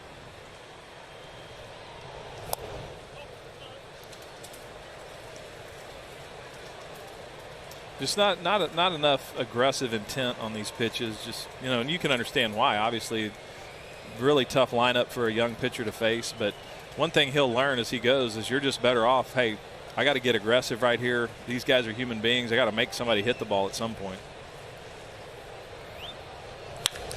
Brantley to right. That'll fall in front of Blackman. That'll score 1 run. Marisnik to third base, and the bases remain loaded with nobody out. RBI single. Michael Brantley, his 45th multi-hit game of the season and the 2nd of the series. Well, the best time to be aggressive with a fastball is when the hitter, there's some doubt in the hitter's mind as to whether or not you're going to throw a fastball. So bases loaded, nobody out. If I'm a hitter, I'm sitting there going, well, he may not throw me a fastball right here. So a first pitch fastball may not have resulted in a base hit like it would. Now 1-0, the hitter knows, hey, this guy's got to throw me a strike. So now he's geared up to hit the heater. Lambert throws it to him, and Brantley does what he does, just strokes it into right field for an RBI single. Now Bud Black will head to the mound. A pitching change in Houston with the Astros on top 6-2.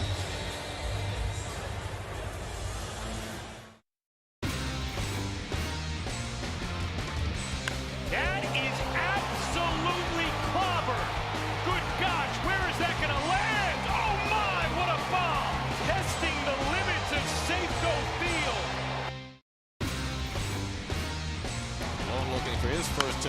drives one, deep left field. That goes Upton, back near the wall. It's out of here! Bartolo has done it! The impossible has happened! Looking for hit number 1 from Franchi Cordero. He struck him out. The Dodgers have thrown a combined no-hitter. And on the 13th and final strikeout of the game.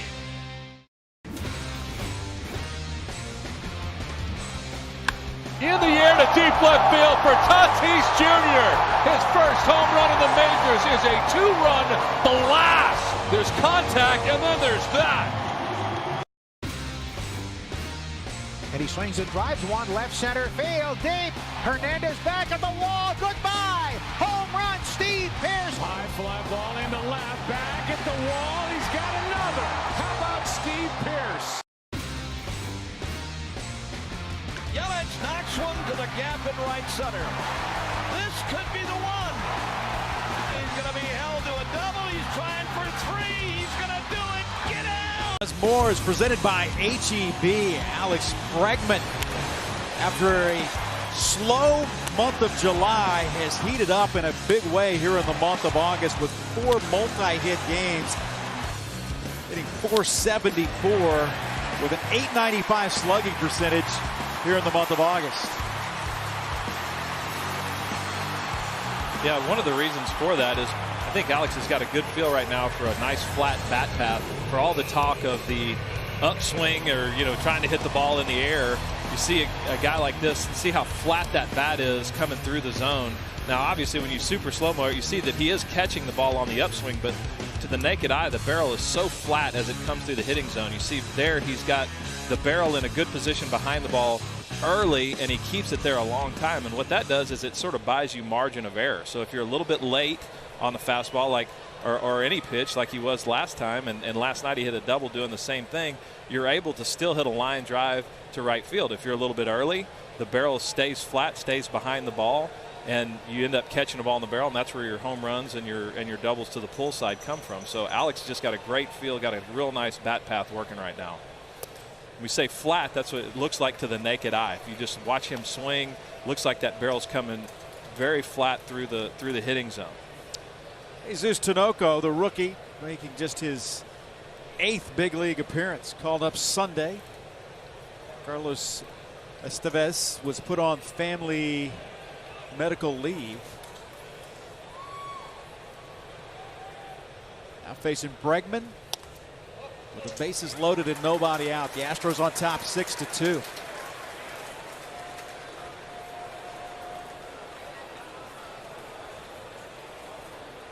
Yeah, Lambert got handed a note in his last 2 innings. He had 25 balls and 16 strikes, just not really attacking the zone. And you might be able to get away with it on a bad day against a bad team. Not going to be able to get away with it against this Astros lineup. You see Tinoco's kind of come in and fallen victim to the same thing. And it's easy to see how it happens. You're facing a really good hitting lineup. I got to be super careful with these guys. I can't really make any mistakes and leave balls in the middle. But then it becomes counterproductive because you get too careful. You end up throwing balls. You fall behind in the count. And then when you make that mistake, the hitter's that much more ready for it. You're much better off. Hey, you know what? I'm a big leaguer too. Let me see if these guys can hit my stuff. I believe it can stand up in the strike zone. Tinoco comes in and promptly misses on 4 straight. The Astros lead at 7-2. The RBI walk by Alex Bregman scores Marisnick, and they remain loaded with nobody out. You kind of have to adopt the old Arnold Palmer theory of hitting a golf ball through a tree. It's 90% air or whatever, and take your chances. Right here, bases loaded, nobody out. You got one of the best young hitters in the game. You've also got 7 defenders stacked up behind you. Maybe hit a line drive to somebody, but you got to stay aggressive. You cannot pitch trying to avoid a bad result. Well, there's not been any bad results when Yordan Alvarez has batted with the bases loaded. He is 3 for 3 in his, albeit brief, major league career. That may have been a Well, it's a cross-up. Yeah, well, and it's also may have been a strike, but it's a byproduct of not being aggressive in the zone. The umpire is used to calling balls. It's ball, ball, ball, ball. So then you throw a close pitch like that, and it gets balled because you just haven't been aggressively attacking the zone. 1 ball and 1 strike to Yordan Alvarez. Astros have franchise record 10 grand slams this season. Yordan gets that one in the Astros dugout. Those guys running for cover. That way.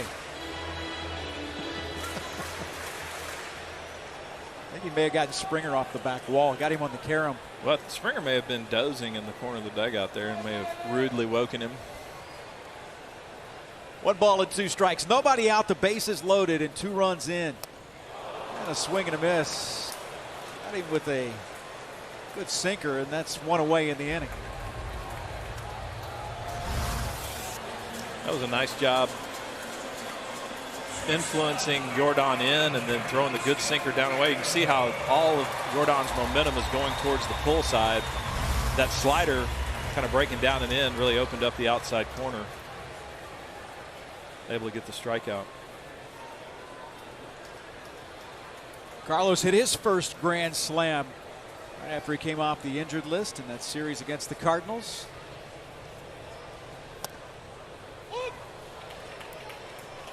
Brian Johnson says strike 1. Inning started with Maldonado. He walked. Marisnik an infield single. A walk to Altuve. Brantley with an RBI single. An RBI bases loaded walk to Bregman and a strikeout to Yordan Alvarez. Fouled back. It's 0-2.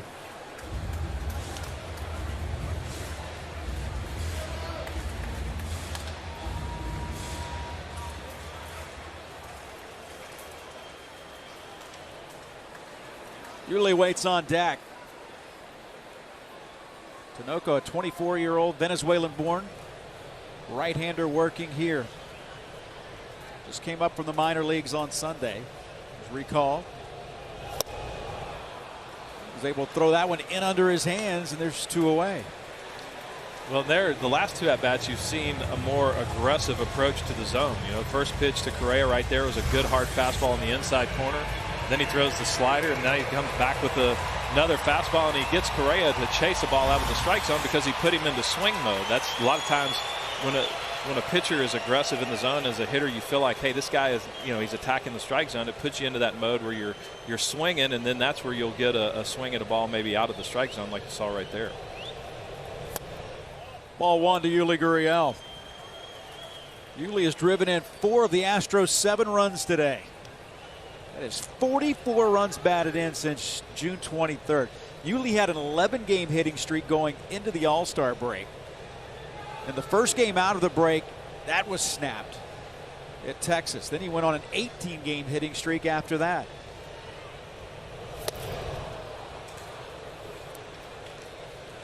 A ball and a strike. Tanaco's got a really good sinker working right now. That ball is disappearing on these Astro hitters.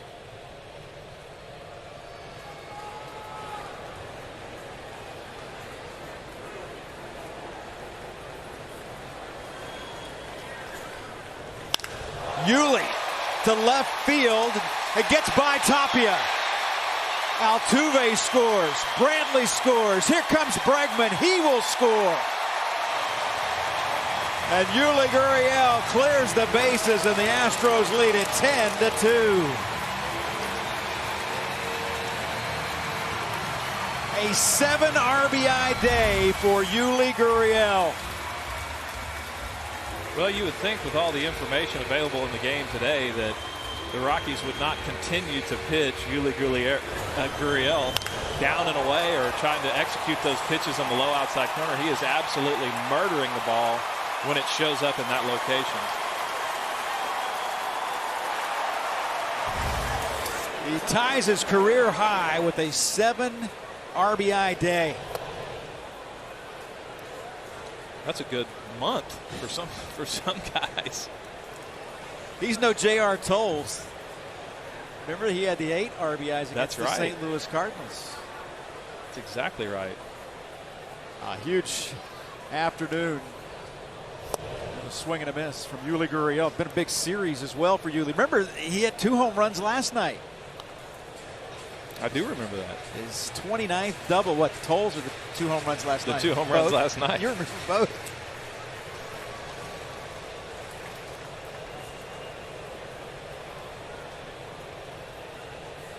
Well, he's got a lot of game left to try to tie that record of 8 RBIs. Yes, he in the game. does. Yes, he does. Diaz down in the count, 1-2. See, and that's where Tinoco is going to make his money, is throwing that sinker on the inside part of the plate and letting it run in off the plate and sort of under the barrel of these Astro hitters. When he's made that pitch, it's a tough pitch to lay off of, and it's almost impossible to hit. When he's tried to go to the outside corner, the ball's run back to the middle. He's gotten hurt. This is outside to Diaz. Ledma's 0 for 2, a ground out and a fly out.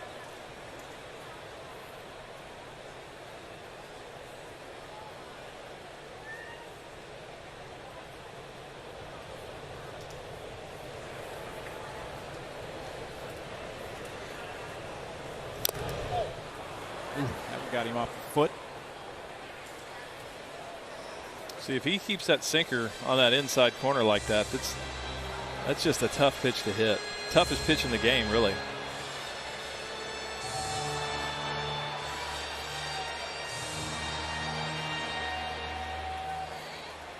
Astros with 4 in the first, 5 here in the fourth.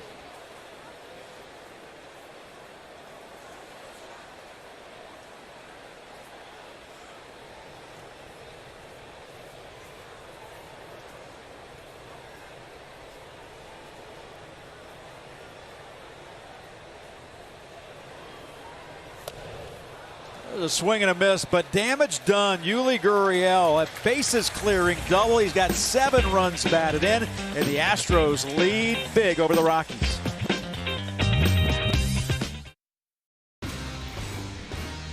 Seattle Mariners, Felix Hernandez, the 2-2. He got him! It's finally happened! A perfect game by a Seattle Mariner! It was done by the King!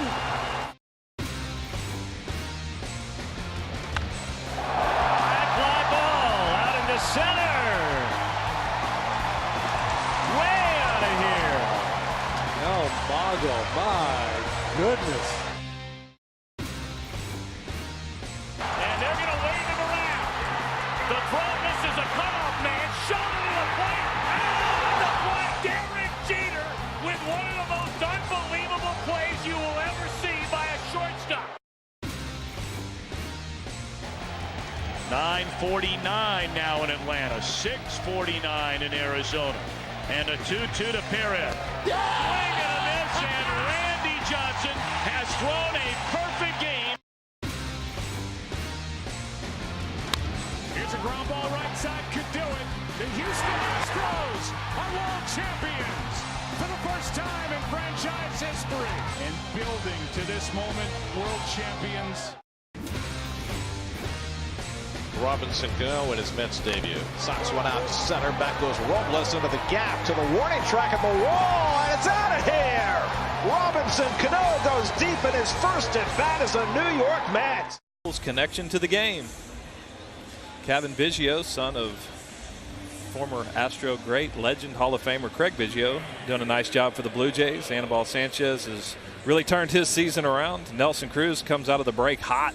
16 homers and 30 ribbies, my goodness. And the Baltimore Orioles continue to serve up taters, especially at home. What a miss. Oh, just the T-Mobile around the league sort of update. By the way, he told me to tell you, hey, Craig. Oh, yeah. Just outside. Oh, Bish.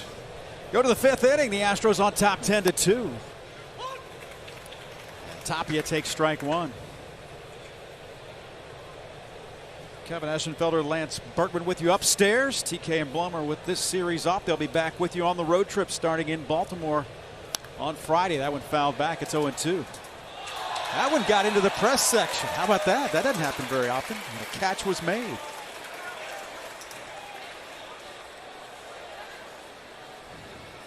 Well, Tapia 0 for 1, struck out in the third.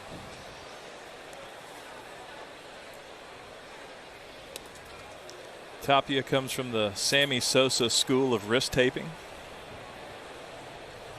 Apparently needs support all the way up to the elbow.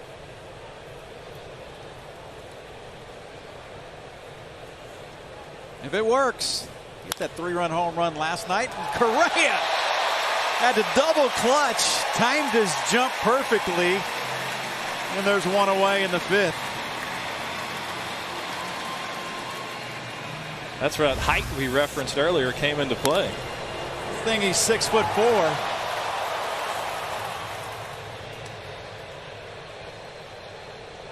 Needed all of it right there.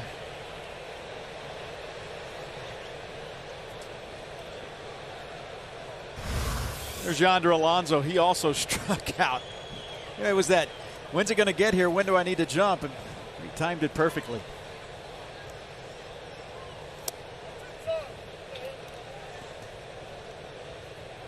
Garrett Cole has not lost since May 22nd. Today he's given up 2 hits, 2 solo home runs. Yonder Alonso fouls that one back.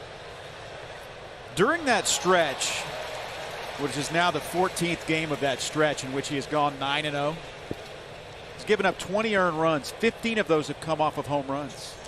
Well, and that's not a surprising number. A guy like Cole is not going to give up too many hits, and so if he's giving up runs, likely they're going to be of the home run variety. It's hard to. And 11 of the 13 of them have been solo home runs. Yeah, so he just, he pitches with his fastball. He throws a lot of strikes. He's got good command, so he's not walking a lot of guys and putting himself in bad situations. And every once in a while, these big league hitters are going to get to a fastball and send it out of the ballpark. So I think he can live with that sort of statistic. There's another good crowd here today. It's a Wednesday afternoon.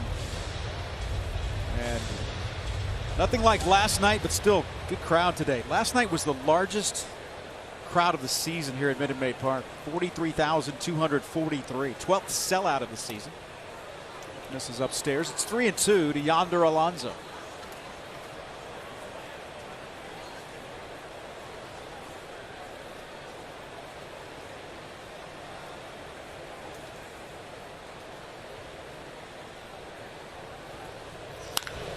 On the ground, Yuli on a knee. 2 away. That is the first ground ball out of the day that the Rockies have recorded. 2020 Astros season tickets are on sale now. Enjoy great seats and exclusive benefits throughout the season at Minute Maid Park. Buy your tickets today to secure 2019 postseason tickets. For tickets and info, visit astros.com/season tickets or call 1-877-9-ASTROS today. A pretty good tandem right there. Now on the right, started a no-hitter this week. Greinke made his Astros debut last night. Justin Verlander does just what Justin Verlander does. Astros will head to Baltimore. Wade Miley will start on Friday against Dylan Bundy. It'll be Aaron Sanchez going on Saturday. And Justin Verlander will pitch in the finale. That'll come up on Sunday. Well, to your point about the ground balls, that just illustrates the point we were making earlier about how difficult it is to get on top of Garrett Cole's fastball. Most of the outs are recorded in the air or via the strikeout. It's really tough. Saying earlier, as a hitter, you almost have to put it in your mind before you get in the batter's box that I've really got to swing down on the ball or swing over the top of it almost. You've got to override your existing mental program and make that adjustment on the fly. It's not easy to do. Uh-oh, that's going to be a knock. Garrett Cole just off of the tip of his glove if he touched it at all. That's the 3rd hit of the day for the Colorado Rockies. Chris Iannetta, first base with 2 outs.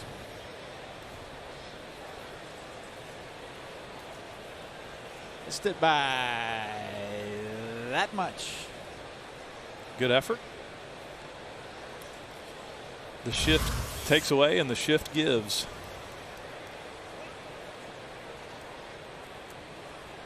I guess it takes away more than it gives, though, huh? Definitely. Garrett Hampson takes strike one. And that's the point of it. Struck out in the third inning.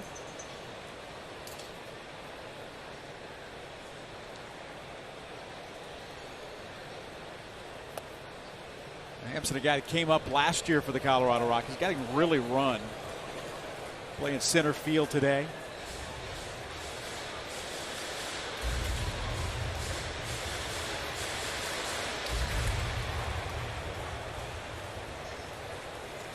He was the 5th consecutive Rocky to strike out when he went down looking in this third inning.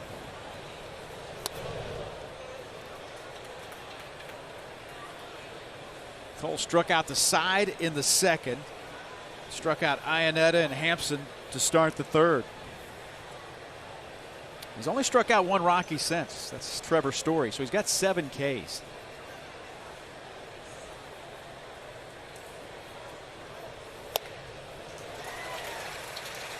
Two balls and 2 strikes.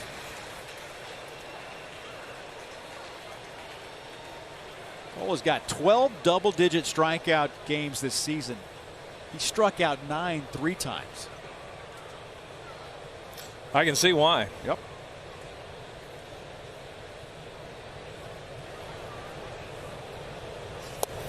Strike 3 call. That'll retire the side. Astros on top 10-2.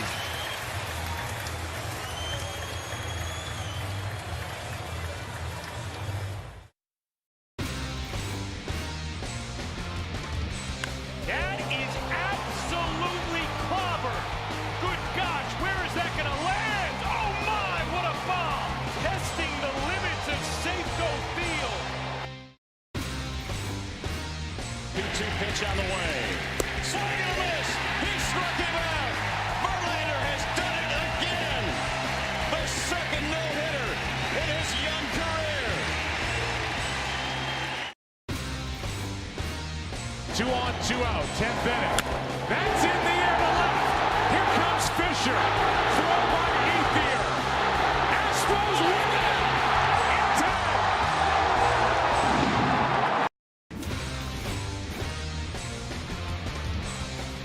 In the air to deep left field for Tatis Jr.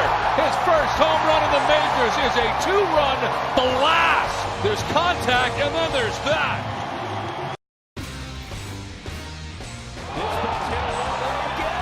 That's number 30. Where will this one land? Come close again. Are you kidding me? Those aren't just home runs. Those are moonshots. Deep to left field. This ball's high. It's deep. Number 600 for Jim Thome. Welcome to the 600 Club. Very nice, Jim Thome. Well, that is 50 Cent. Curtis Jackson. And his first pitch was not great. Just a bit outside. That was Curtis Jackson. I don't even like when he comes. Name That Astro brought to you by Nissan. Summer of '98. Summer of 2000.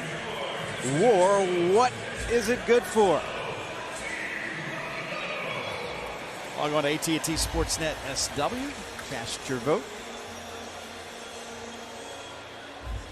Or make your guess, whatever the case may be. You got this one? I don't think so. Okay. Blummer's great at this. He's wired that way. He usually knows it before we ask the question. He's a smart fella. It's a Cal education. Martin Maldonado leads it off here in the 5th inning. The Astros halfway through this one, leading 10-2. They have outscored, including today on this homestand against Mariners and the Rockies. They have outscored their opponents 43-11.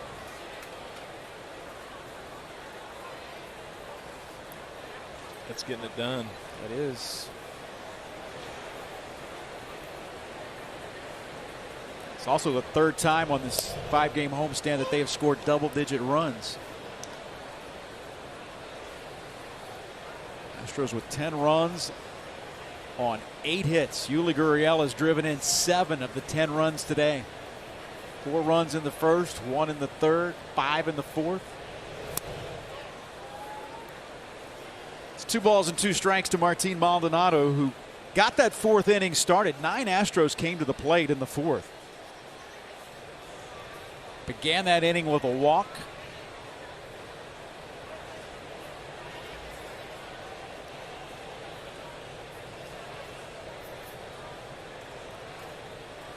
Astros with an off day tomorrow before heading to Baltimore. They start that road trip. That ball misses inside. It's 3 balls and 2 strikes. Jesus Tinoco in relief of Peter Lambert. He worked 3 innings, plus pitched to 4 batters in the 4th inning. Adrian Johnson calls that a swinging strike, and there's 1 away.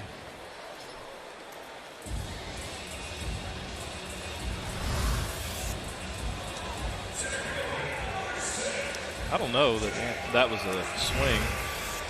He pointed at the bat as if to say, yeah, no, I mean, he definitely called it on the swing, but I'm not real sure how he could see that and the pitch. And it didn't look like Maldonado went very far. Of course, on the replay, it might look a little different. Jake Marisnick with that infield single. Swung over the top of one, and Arenado just basically had to put it in his pocket.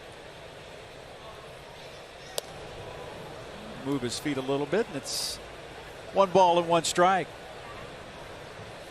Just the 8th big league appearance for Jesus Tinoco.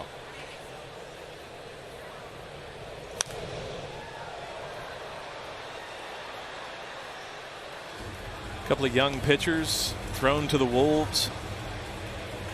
Yeah, Lambert, kind of a case study in what not to do when you're facing this lineup. Granted, easier said than done, but they can do so much damage, and when you can't find the strike zone, that makes it doubly difficult. But there's a swing and a miss for Jake Marisnick, and Tinoco with his 5th strikeout, I beg your pardon, comes in here rolling. Well, his power sinker on the inside corner sort of been a neutralizer for the Astros lineup. And part of being a young pitcher is learning what you do well, kind of what you're most effective throwing, and honing in on that, and really being able to execute that is sort of your bread and butter. You know, Andy Pettit's a good friend of mine, and of course one of the all-time great left-handed pitchers. But as we've talked about baseball over the years, you know, the one thing that he felt very comfortable doing, felt like he could execute a 2-seamer down and away anytime he wanted to, which is a great pitch. And you know, for these young pitchers, it's important for them to develop a feel for a pitch that is effective, that they can execute, and they can execute in big spots, and that they can go to as almost a security blanket. And for me, you know, Tinoco is a guy that bury the sinker on the inside corner to the right-handed hitters. That would be an effective strategy, and of course he's employed it pretty well so far in his outing. Altuve hit the first pitch of the game out of the yard, but he strikes out here on 3 pitches. Tinoco has faced 6 Astros. He struck them all out.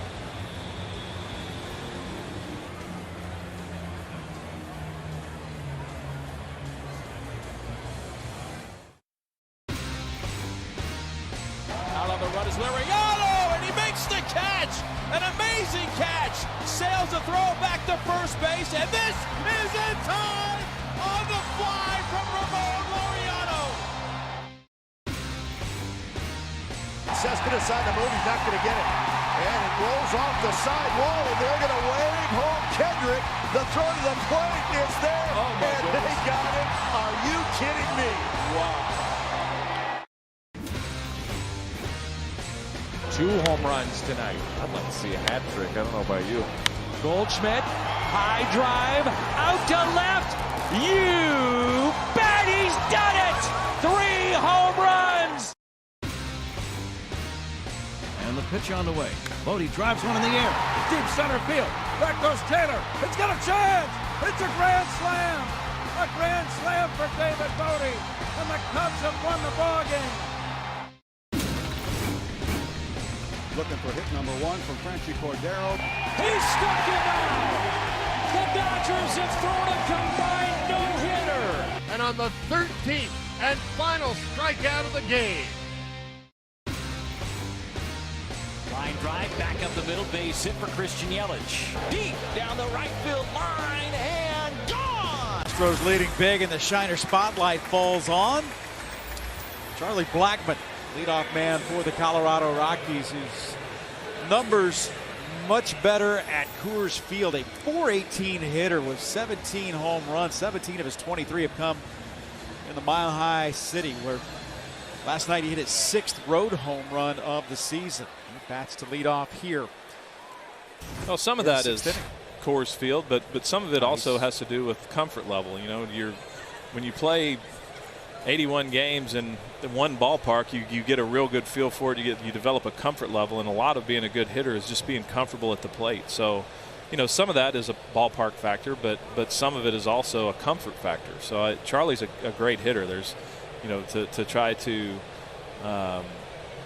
denigrate what he's been able to do statistically based on the ballpark he plays in, I think is a mistake, because, you know, he can hit. It's just a matter of, you know, and it could be it's this year. I'd love to see historically. I'm sure he's better at home than on the road, but most guys are. In there for a strike. It's 0-2. Garrett Cole, beneficiary of 10 Astro runs today. It's the 19th time the Astros have scored 10 runs or more this season.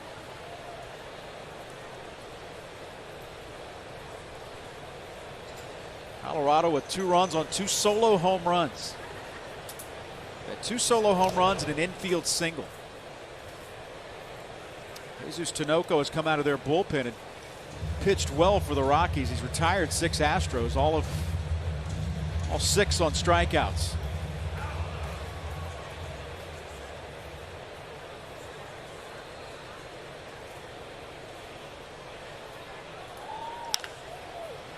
On the ground to Yuli. There's a 3-1 put out for the first out of the 6th.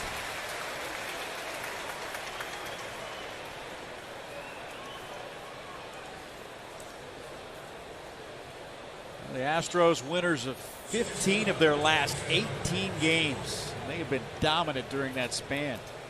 I told you they've outscored their opponents on this homestand 43-11. During that 18-game span, 113-47, more than 2-1. It's almost unfair. Gotta like it if you're an Astro fan. Trevor Story takes strike 1. Story, a solo home run back in the first inning. Got the Rockies on the board and on top. They led for the first time in this series. It was short-lived because Jose Altuve hit the first pitch that he saw out of the ballpark to tie the game at 1. Astros would score 4 in the first.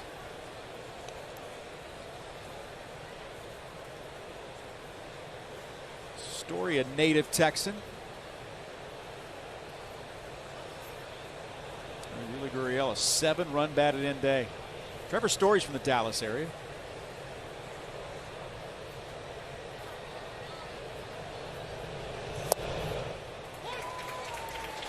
It's a ball and 2 strikes.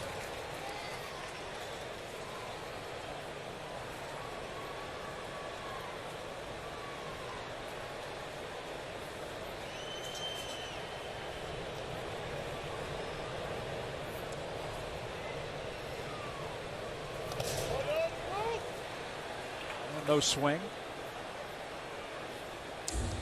Well, Trevor Story with that home run.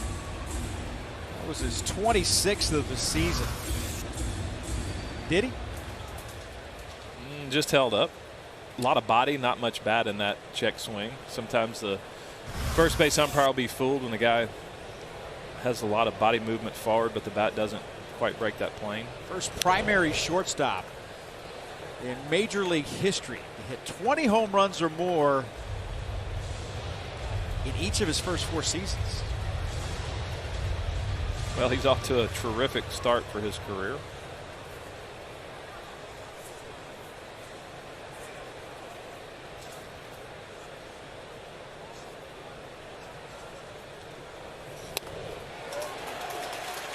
Can't hold up there.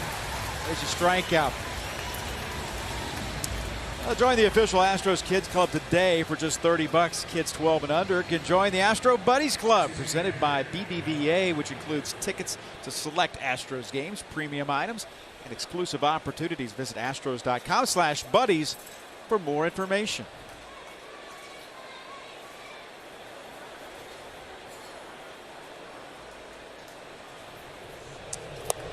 That is a 9th strikeout for Garrett Cole.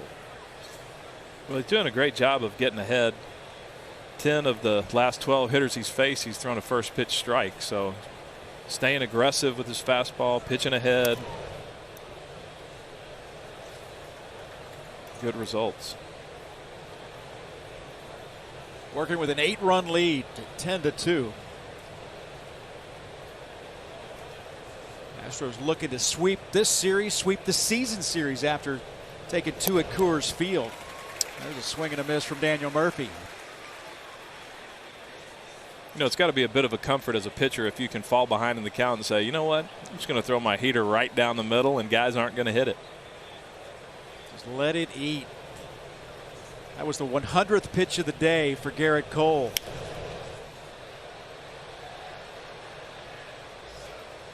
Two balls and 2 strikes.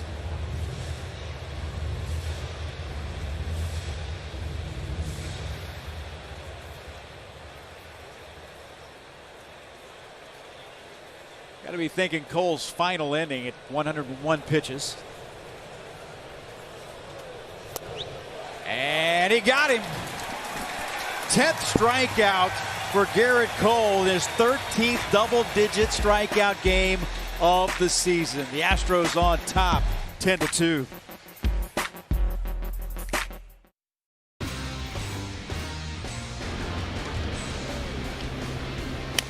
He's just keeping the ball away from Bohr the whole game. He wants to get it. There, ball behind the back flip, and he got him! Oh, wow! Oh, my gosh. Sale winds, he fires. Swing and a miss, strike 3, it's over. The Red Sox have won the World Championship. They win the World Series, 4 games to 1. Can you believe it? Looking for his first hit of the year. He drives one, deep left field. That goes Upton, back near the wall. It's out of here! Bartolo has done it! The impossible has happened! The fans are on their feet. Now the only man in between Paxton and the history books, a former American League MVP, Josh Donaldson. To Seager, the pick, the throw. Paxton has done it! It's a no-hitter! Seattle Mariners, Felix Hernandez, the 2-2. He got him! It's finally happened! A perfect game by a Seattle Mariner! It was done by the King! 9:49 now in Atlanta, 6:49 in Arizona. And a 2-2 to Perez. Swing and a miss, and Randy Johnson has thrown a perfect game. 2 on, 2 out. 10 Bennett. That's in the air to left. Here comes Fisher. Throw by Ethier. Astros win it in time. 13th for the Houston Open. Ticket options include daily general admission tickets, week-long tickets, and premium ticket packages. Proceeds from this year's tournament benefit the Astros Foundation. To purchase ticket packages, visit HoustonOpenGolf.com. All right, Michelle, Jesus Tinoco facing Michael Brantley.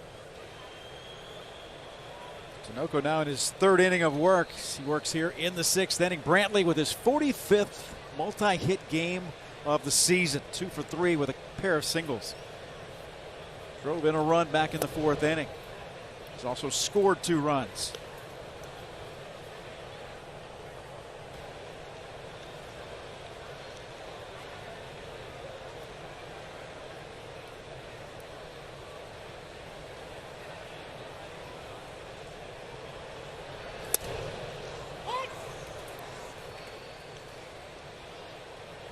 Continuing with that sinker, and it's been a good pitch for Jesus Tinoco. A lot of times a sinker's not nearly as effective when you're a right-handed pitcher throwing to a left-handed hitter, but when he can locate it like that, where he's trying to throw it what they call a front door sinker, where you start the ball at the left-handed hitter's front hip and let it work back to the inside corner. If you can execute that pitch, it's really good. The problem there is if you don't get it far enough in, it leaks back to the middle, and that's the one where guys can do a lot of damage.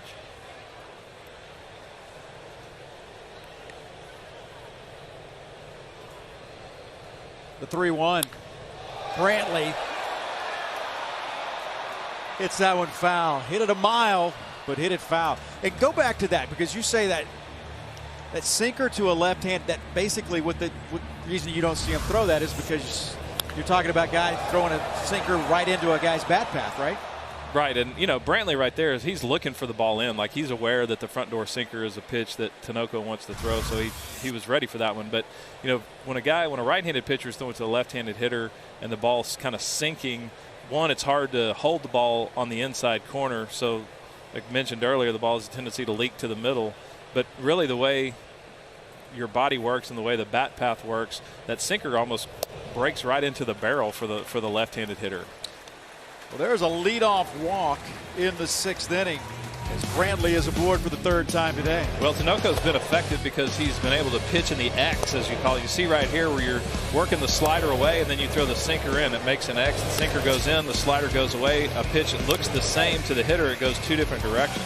Once you've influenced the hitters in, then the slider away becomes that much more effective. So Altuve's looking in, here comes the slider down and away, way down and away, pitching in the X, and very effective doing that. So keeping the ball out of the middle, has a pitch that's working 2 different directions.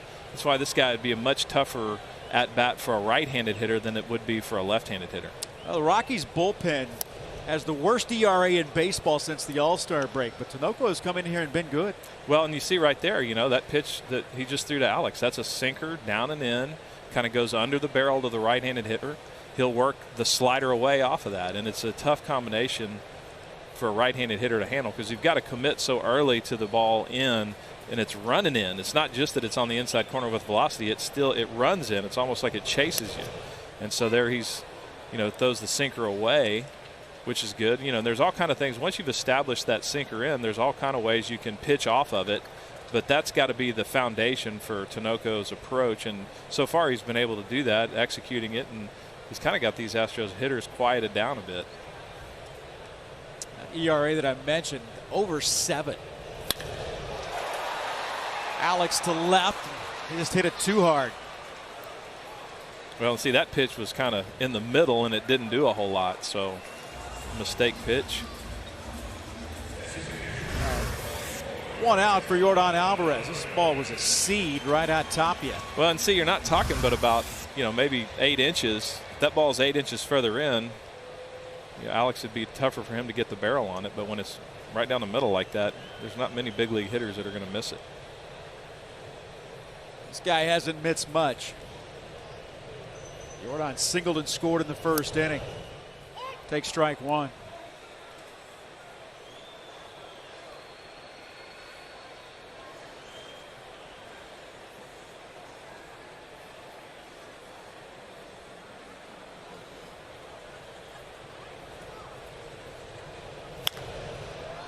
Behind in the count 0-2. We call it must-see TV when Yordan is up to plate. Well, it's also must-watch baseball. Why? Scatters him. George says, go hit it that way. Rattle around in there. Making sure everybody's awake.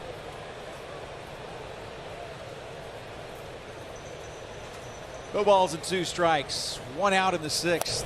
Misses inside. It's 1-2.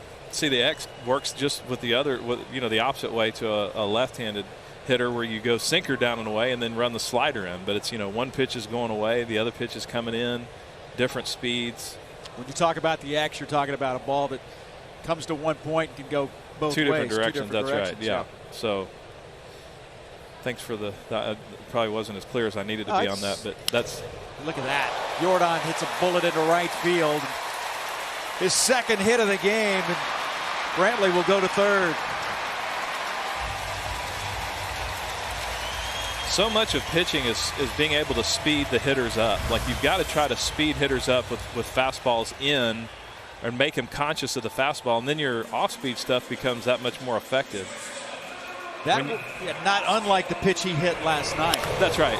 That's right. And this here is just, that's just not a very good slider, not a very good location. But the idea is, if you can speed the hitter up, then you get them committing sooner than they would like, and then your off speed, especially if you have a pitch that breaks down, it's really effective. Carlos walked in the third inning. He's at first and third. The Astros leading 10-2, looking for more here in the sixth.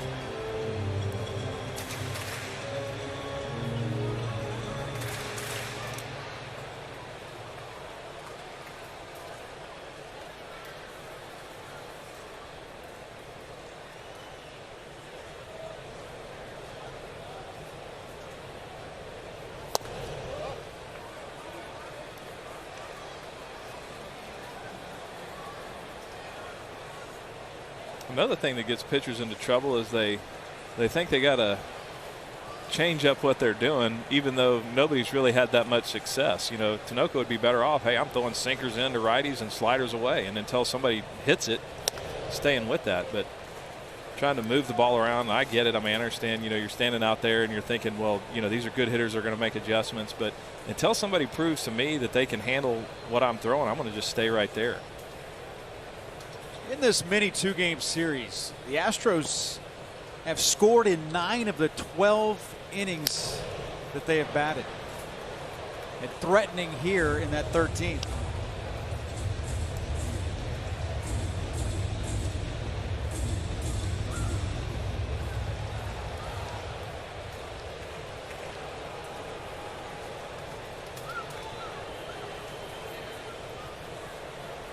Correa batted 6th last night and homered.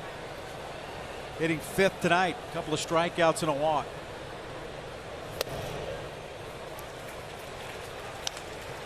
Right idea there. Sinkers in, slider away. Just didn't execute. Of course, if the pitcher could throw it right where he wanted to every time, the hitters would have not much chance of getting anything done. Sam Howard, the left-hander, warming up in the Rockies bullpen. Bounced foul. Game's always way easier from the booth and on TV. Trust me. In your living room than it is when you're out there trying to compete. So you made that point last night about guys at home that say they see a ball in the dirt. So why do you swing at that? Yeah, it's just it didn't look like it was going to be in the dirt. Yeah, you have to. Your body reacts to what your eyes tell you, and if you get fooled, if your eyes are telling you something that's not true, your body's going to act on that information, and sometimes you can look foolish. Correa, that one pulled foul, but hit a long, long way. League leaders are presented by Houston Methodist. 5 through 7 in this order. As I said, that last night Correa hit 6th, now in the 5-hole today, but no break. Best in the American League since August 1st. It's really since the Astros got everybody back together. Average, OPS, home runs, you name it. If it's good offensively, they have done it. Correa to the right side. That's a foul ball.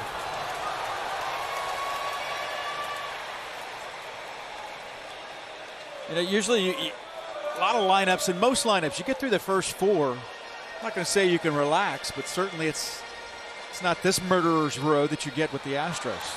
Well, yeah, and especially it's the National League teams are a little bit at a disadvantage in these interleague series because they're not built to sustain the offense all the way up and down the lineup. The American League team, of course, with the DH and the extra hitter and the way the game is played, they construct for more offense. So, in the National League, you got a break with the pitcher, and usually you got a pretty good break in the lineup with 7, 8, 9, and certainly the Astros have very few, if any, breaks in their lineup.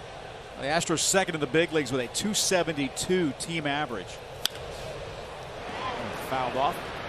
See how hard it is to keep that pitch fair? That's about the 4th foul ball that Correa's hit hard, but because of the movement in, it's hard to keep that ball fair. And that goes back to bat path, like we were talking about earlier. when you work hard as a big league hitter on your bat path, and one of the things it enables you to do is to get the barrel inside that ball, which is a little bit of a technical description, but he helps you keep some of those balls fair. Ball 4, the bases are loaded with 1 out for Yuli Gurriel. If they don't pound him in, then I'm going to question the the competence of the Rockies staff. No offense, I'm partially joking, but I mean, after sitting here watching, I guarantee you that, well, they're going to make a change here. But a pitching change here in Houston with the Astros. The bases loaded of Astros with 1 out, and Houston on top 10-2.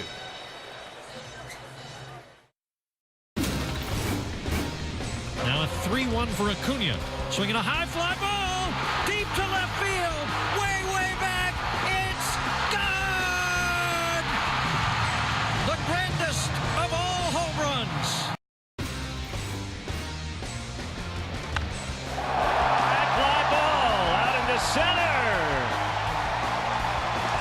Way out of here. Oh, Boggle, my goodness. Cespedes on the move, he's not going to get it. And it rolls off the side wall, and they're going to wave home Kendrick. The throw to the plate is there, and they got it. Are you kidding me? Wow. 1-0 looking for a fastball. In the air, right center field. The first one in the Phillies uniform is a bomb into the second deck for Bryce Harper. The Phils lead it 7-4. Rivera sets and deals. Strike 3, ball game over. Yankees win. The greatest closer in history now has the most saves in history. Deep to left field. This ball's high. It's deep. Number 600 for Jim Thome. Welcome to the 600 Club. Very nice, Jim Thome. Brought to you by TXU Energy. Yuli Gurriel, 7 RBI. 1 short of the franchise record held by J.R. Tolles, Astro catcher. He's got a great opportunity here. In fact, he may never have a better opportunity to break the record than he does right now with the bases loaded and 1 out, I believe. Yep, and he'll face Sam Howard, but what a day today for Yuli Gurriel. What a really month and a half. J.R. Tolles in that game against the St. Louis Cardinals, in which he drove in 8 back in 2007. Maggie's had a couple of 7 RBI games. Pete Incaviglia, Rafael Ramirez, Yuli Gurriel today. But Yuli, with 2 runners in scoring position, the bases loaded, can go where no Astro has gone before. 3-run homer in the first, sacrifice fly and an RBI in the third, and a bases clearing double in the 4th inning. Facing Sam Howard. Howard, a slider 4-seam guy, throws it about 50-50. That's ball 1. Kind of an unorthodox move, or a different move by Bud Black. Going away from the right-hander in Tinoco and bringing in the lefty to face Yuli Gurriel. Yeah, I think I would have left Tinoco in there, provided that his pitch count was at in an area where they wanted it to be. But I'd let him throw those sinkers in on Yuli and see if you could get him out. But we'll see what happens. 1-1. Apparently, they're just going to keep throwing balls right down the middle and letting Yuli launch them. It's been the game plan so far. Now that is an unorthodox approach. Element of surprise. Yuli's got to be thinking, surely they're not going to throw me another ball out over the plate where I can handle it.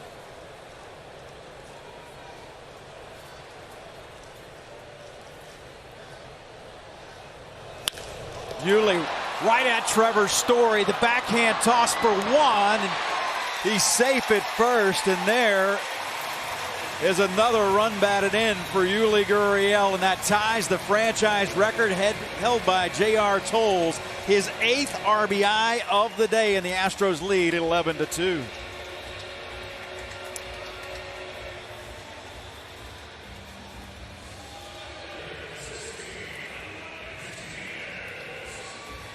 What a day for Yuli Gurriel.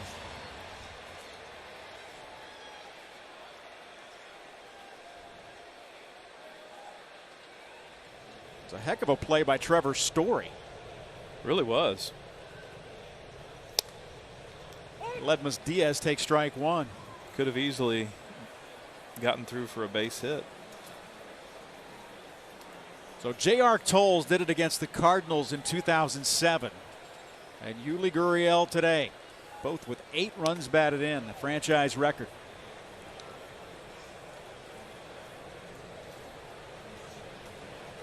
Ledmus Diaz bats with 2 outs here in the bottom of the 6th inning. The Astros have now scored in 10 of the 13 innings against the Colorado Rockies in this series. There's a swing and a miss. It's a ball and 2 strikes.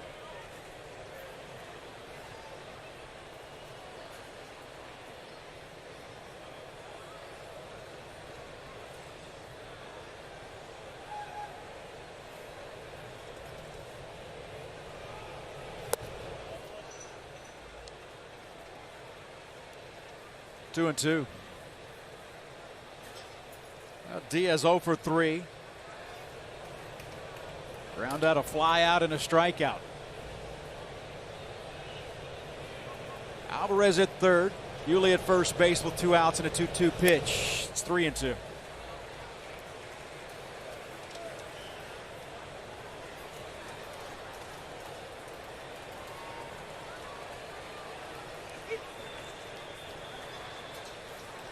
Rockies pitchers have issued 7 walks today and allowed 9 hits.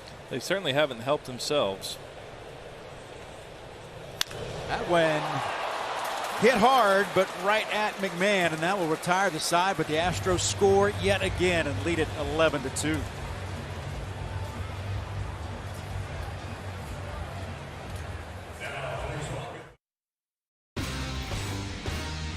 The fans are on their feet. Now the only man in between Paxton and the history books, a former American League MVP, Josh Donaldson. To Seager, the pick, the throw. Paxton has done it.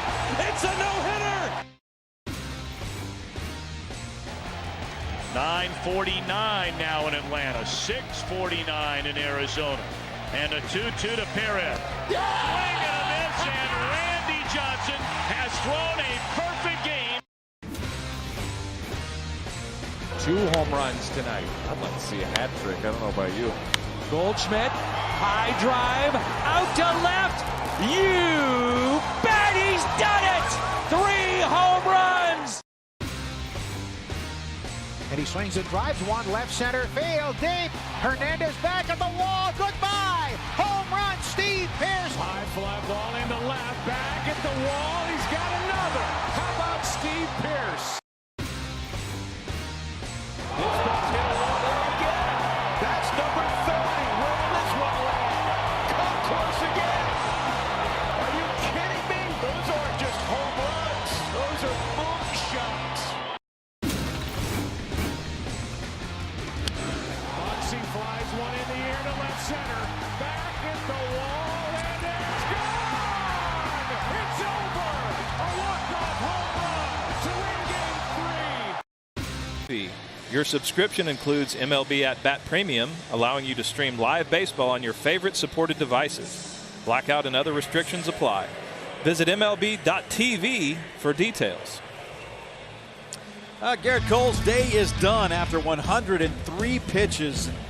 On top of his game again, gave up 3 hits, 2 solo home runs, and 6 very strong innings of work in his 13-10 strikeout game, or double-digit strikeout game of the season.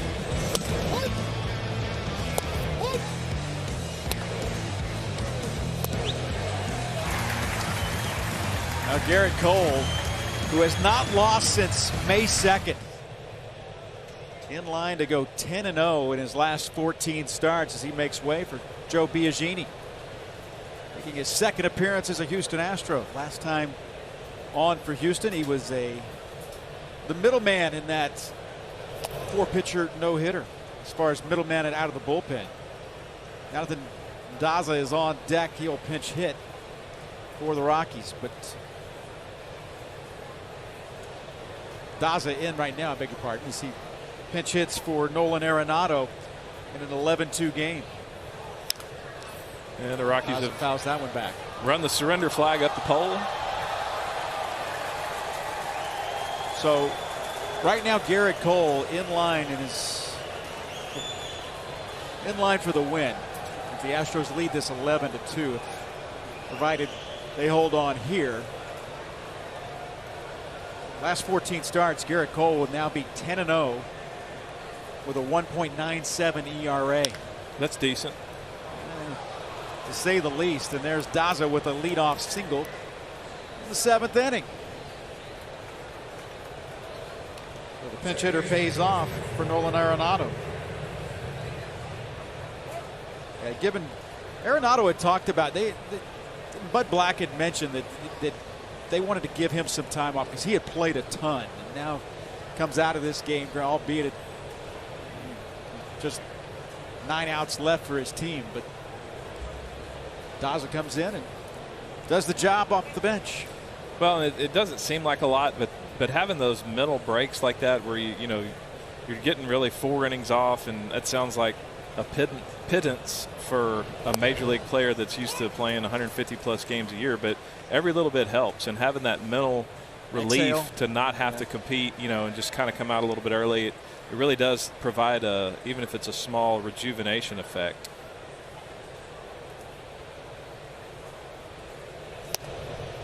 It's in there for a strike. I remember as a player, you'd be in games like this and you kind of start peeking over at the manager thinking, come on, Skip, give me a couple innings off, Not early in your career, but later on, right? That's right. Like after you've been, when you're a first 3 or 4 years, you're just like, nose to the grindstone and not even thinking like that. But as you get a little bit older and kind of start to get a little more comfortable at the major league level, you kind of start thinking, well, it'd be nice to, especially if you're a guy that's playing every day.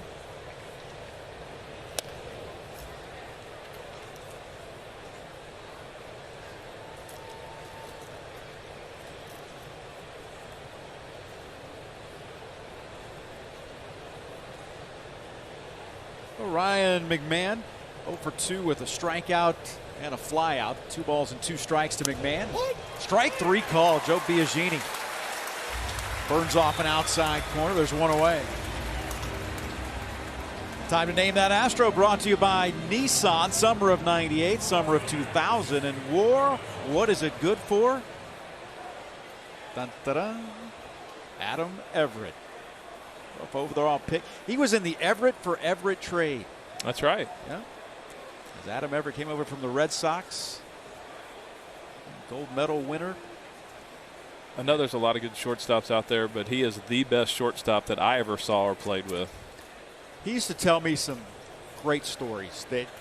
And you talked a lot about Roger Clemens, and I think this is fascinating as someone who's never, played anywhere close to this level. But he was talking about how, as a shortstop, he wanted to know everything that was going on, and how he and Ausmus were so technical with their signs. Oh yeah. As to, and so he was trying to figure out what was going on, and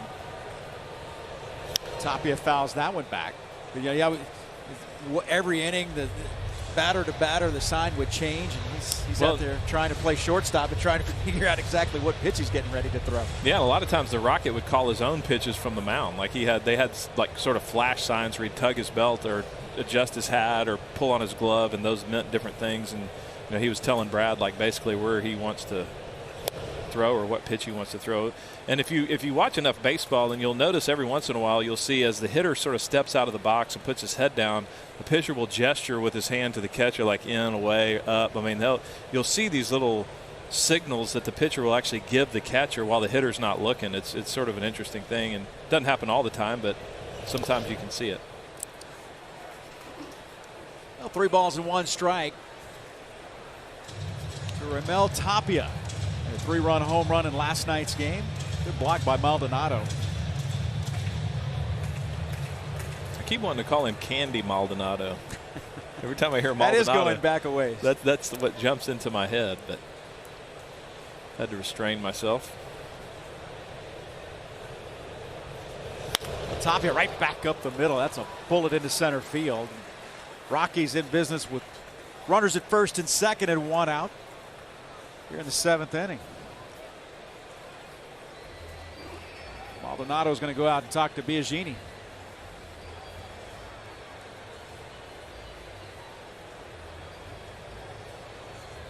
Off day tomorrow for the Astros. They'll open up a 3-game series at Oriole Park at Camden Yards on Friday. One of the best hitters parks in baseball. Yeah, it's the Orioles just glad to get the Yankees out of there, and now they've got to deal with the Astros. Back uniforms coming up on Friday in Baltimore. This one's set to be the 1993 road uniform, set to be worn at Oriole Park on Friday.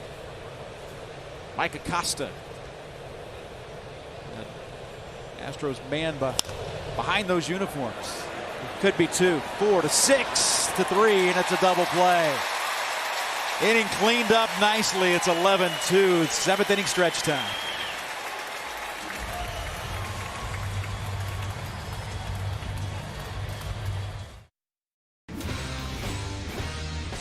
Robinson Cano in his Mets debut. Sox one out center. Back goes Robles into the gap to the warning track at the wall, and it's out of here. Robinson Cano goes deep in his first at bat as a New York Met. 2-2 pitch on the way. Swing and a miss. He struck him out. Verlander has done it again. The second no-hitter in his young career. Rivera sets and deals. Strike 3, ball game over. Yankees win. The greatest closer in history now has the most saves in history. Here's the pitch. Swinging a hard hit ball inside third, base hit down the left field line. Mazzara gets to third. Adrian going to second. He's got a double for 3,000.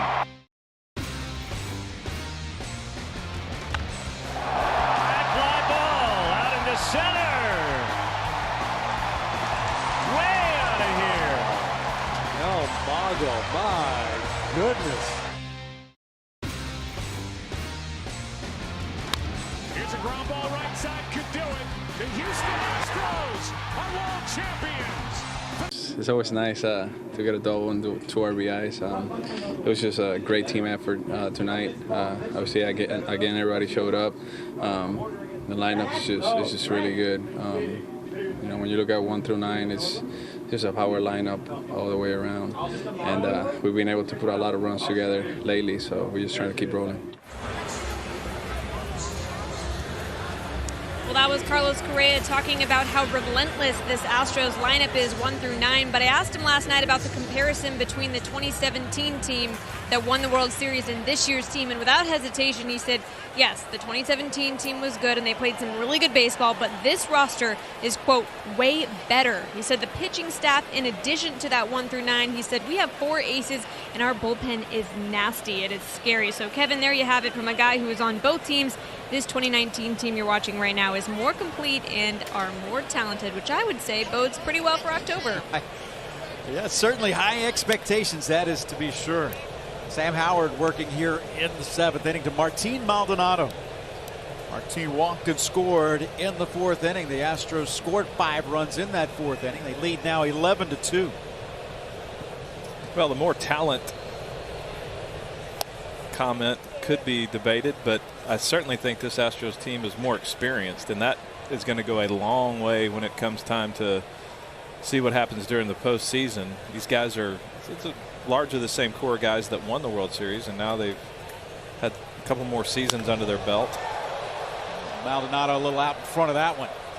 How important is, as a team that, as a guy who was on a team that won a World Series on an experienced team in St. Louis, how important is that postseason experience? Because it is a different game, isn't it? Totally different. And I think, you know, postseason experience could be debated, but I think just experience in general is a key component, because I mean, I could be wrong about this, but name me the last team that won the World Series with a core of young players. Yeah, I mean, it just doesn't happen. I mean, you've got to have guys that have sort of been around, because it takes a while to settle into your craft at the major league level. I mean, a guy that's a rookie is not going to be as skilled, I don't care how physically talented he is, as a guy that's had 4, 5, 6 years of competing at the highest level that there is. So, you know, it would only stand to reason that the best teams are going to be comprised largely of those guys that not only are they still physically good enough to be in their prime, but now they're at a point where they've acquired enough of the mental toughness and the refinement of their craft to be a real force. So, you know, most of the teams that end up winning the whole thing are at least partly anchored by a good veteran group of players. Well, Dodgers with that best home record in baseball. They've had a lot of late inning heroics at Dodger Stadium this season. Obviously, it's a great baseball team, but Astros steady as she goes at 42-15, in line for their 43rd win here at home. Yankees right there as well, as you might imagine, all the usual suspects. And the Astros have been a great team on the road over the last 3 years. And you could make the argument, now obviously a better team at home than on the road, but they have taken it to a different level. A.J. Hinch's club has here in 2019 is the way they've played at home.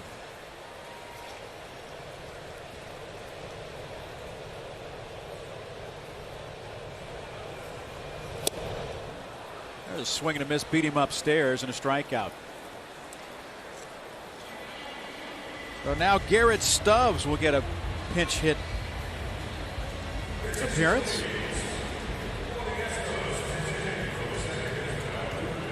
Garrett was brought up whenever the Astros knew that Robinson Chirinos had a sore left shoulder. He was brought up as a third catcher on this team. Going to make the most of this first at bat in his second stint with the big club. Ryan Presley pitched last night in a rehab assignment, pitching for Corpus Christi up in Frisco. He is expected to join the team. They are hoping that he can join the team over the weekend in Baltimore. It's outside. It's 2-0 to Garrett Stubbs. The young fans have had plenty to cheer about on this homestand. Seen a no-hitter. They've seen the Hall of Fame induction. And they're a couple innings away from seeing their home team go 5-0 on a 5-game homestand. There's a ball upstairs. It's 3-0.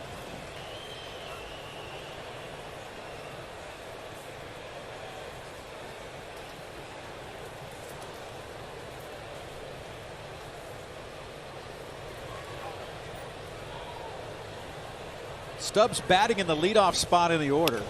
And Garrett Stubbs takes a 4-pitch walk. Runners at first and second thanks to 2 walks here in the 7th.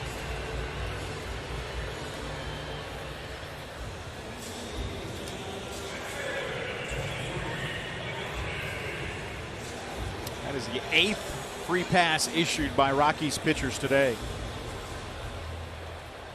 Lambert, who started, Peter Lambert, walked 4. Gave up 9 earned runs in 3 innings of work on 7 hits.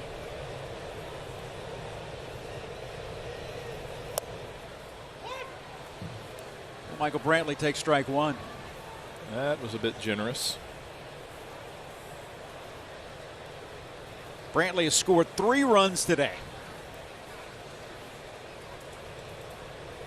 Singleton scored in the first, Singleton scored in the 4th, drove in a run on that RBI single. And walked and scored in the 6th. Brantley fights that one off. 35,566 on hand on a Wednesday afternoon in downtown Houston.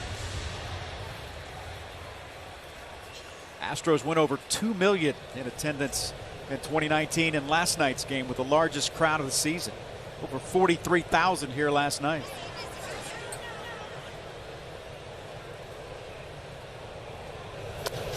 Have the Astros been over 2 million in attendance the last several years? It's been pretty good. It's the fact that, and to answer your question, Yeah, obviously with the runs to the World Series, attendance has been good. And, Jim Crane brought that up. He said whenever he was talking about Zach Greinke and, Greinke and just other guys, the extension to Justin Verlander, being able to go out and give a big deal and extend and make sure that Alex Bregman is going to stay an Astro for a long time. You can't do that without being able to, fans in the seats are the ones that they punch that ticket. Generate a lot of that revenue. And he was quick to thank the fans. It's kind of it's a double-edged sword. You can't do it unless you get the attendance, and the attendance comes whenever you put the quality product on the field. And that's what certainly since the last 3 and 4 seasons, the Astros certainly have been able to do.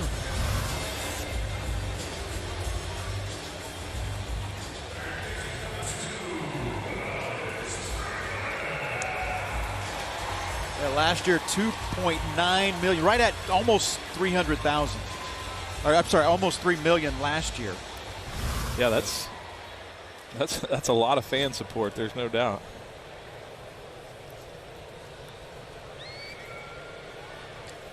The runners at second and third for Alex Bregman, who has reached twice on a single and a walk in the fourth, and has scored both times he's been on base.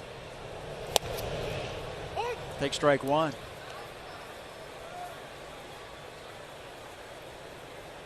These are the type at bats as a hitter going into an off day, and you're just, he's 1 for 3 with a walk, and it's a pretty solid night. Live with that, and you get this fourth or fifth at bat. Depending on the outcome, it has a lot to do with how much you enjoy your off day. Saying is.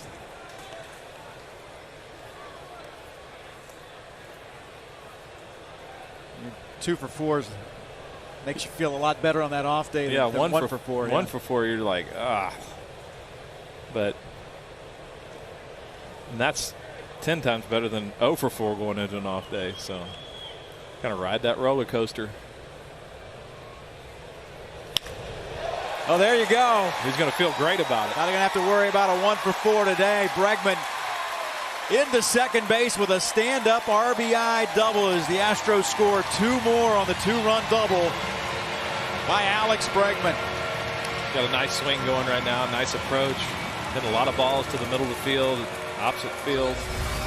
Again, right there, a little bit out in front of that ball.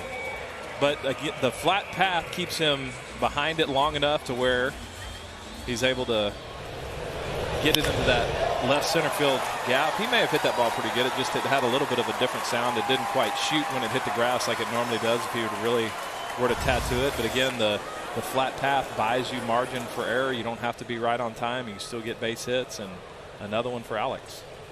Here's Jordan, and Jordan hits this one into right. Blackman coming on. It'll drop in front of Jordan. And Jordan Alvarez, as it drops in front of Blackman, now with a 3-hit game, and he has reached base for the 4th time this afternoon. Just reaches out and flicks another one out there. That is his 3rd single of the day.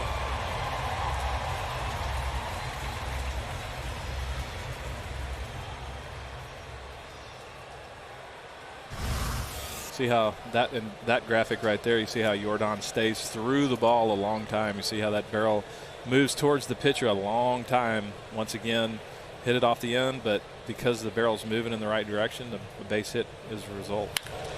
And now Correa rifles one into left. It's 14-2.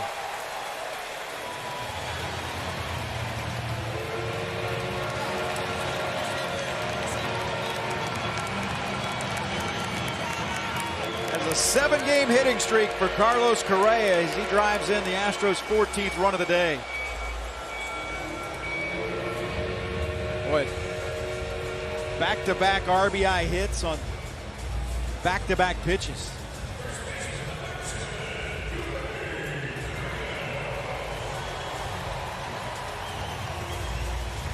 Well, here we are on the precipice of history, potentially. We're back there again. Yuli Gurriel, who has tied a franchise record. 8 runs batted in today.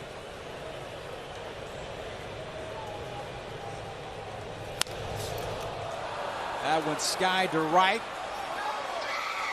Walter over and makes the catch, and that will retire the side, but not before the Astros score a couple more, and they lead 14-2.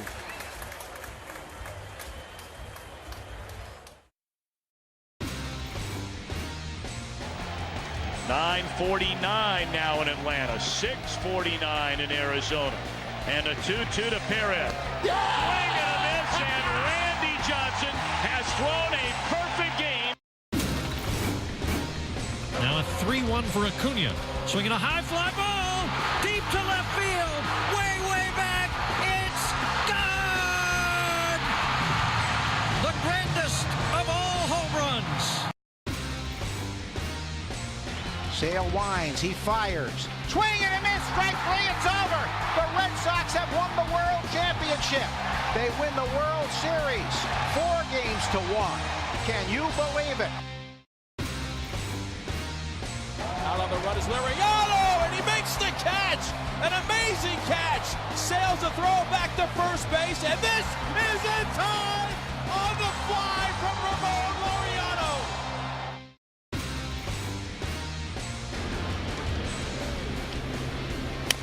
He's just keeping the ball away from Bohr the whole game. He wants to get it. There, ball behind the back flip, and he got him. Oh, wow. Oh, my gosh.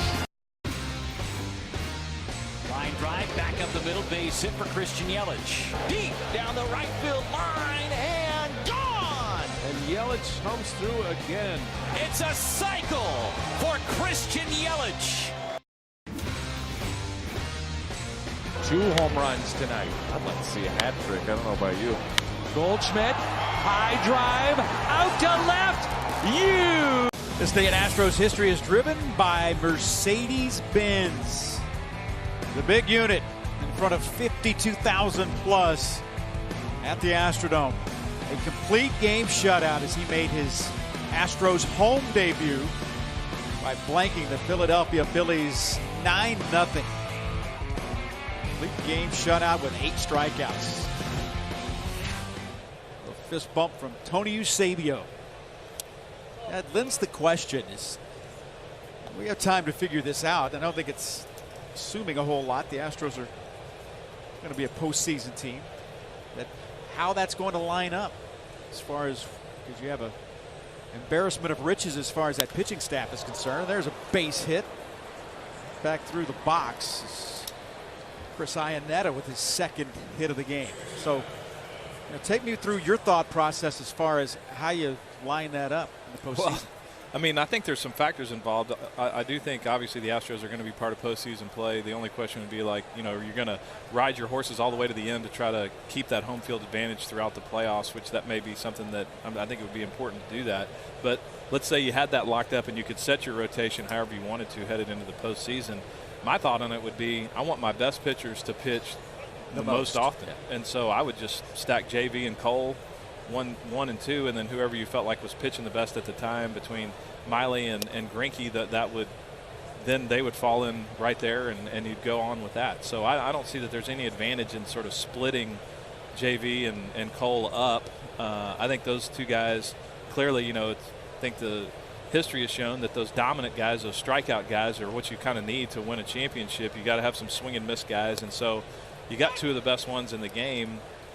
Let those guys go, and then you can bring them back on short rest if you need to. So that would be my thought on it. Is I want my best pitchers to pitch the most innings. Got time to figure that out. Remember, he split Cole and Verlander out of the All-Star break by putting Miley in between.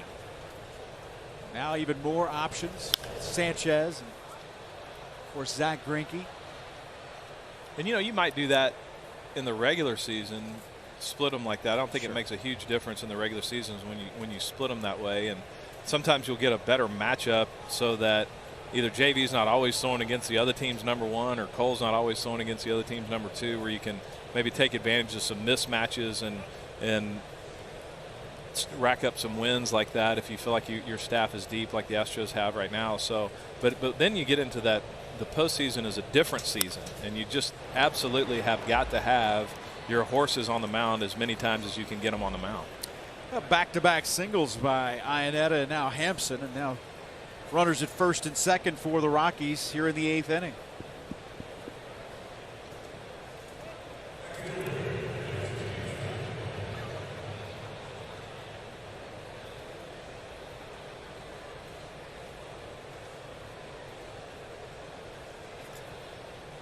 Turns it over to the top of the order and Charlie Blackmon, who's 0 for 3.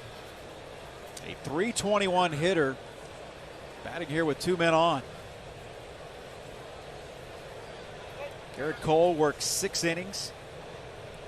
Gave up 2 runs on 3 hits. Gave up 2 solo home runs and an infield single. Struck out 10 for the 13th time this season. That one on the ground off of Yuli. It'll go into right field. Diaz will run it down. The bases are loaded with nobody out.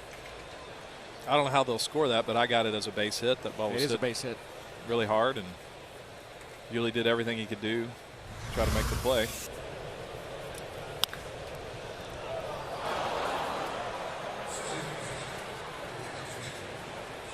The only other option right there would have been to front that ball and try to just put a chest on it and keep it in front. But when you play on the corners, the game is super fast, and a lot of times you have to make a split-second decision. And Yuli obviously thought he could backhand that ball, and it kind of bounced up and took a little bit of an in-between, sort of a bad hop, and got into the outfield. Bases loaded, nobody out. The Astros in control of this one, 14-2 on the ground. Bregman had to back up, goes to second for 1. Double play around the horn. Run scores, and it's 14-3. But what a double play and a great turn by Altuve at second base. Well, what a great decision by Alex right there. Had to retreat to get a hop that he could handle. His first instinct was to come in on the ball, which I think was the correct move initially, and I think he was thinking about coming home with it. Then he realized he might be able to retreat, get a better hop, start the double play, and of course Jose does what he does and gets rid of it with a strong throw. Yeah, actually it was Correa at second base. I stand corrected. You're used to seeing the 5-4-3, but with the shift, it was Correa with the turn at second base. And when he comes over the bag, he lets it go. You better be ready. Yuli will break in a first baseman's mitt in a hurry. Well, you would think that I would be able to identify the difference between Correa and Altuve. I said it first. Yeah, you did, and then I wasn't locked in on the second base turn, but we got it right. That's all that matters. Get together and get it right. Heck, we forgot that Altuve's out of the game. How about that? Aledmus Diaz is playing second base. It's 14-2. Get a little punchy up here. Got to keep our concentration. Top of the 8th inning. Altuve said, I've been out there inning and a half. He's so good he gets credit for stuff that happens when he's not even on the field. It's pretty good.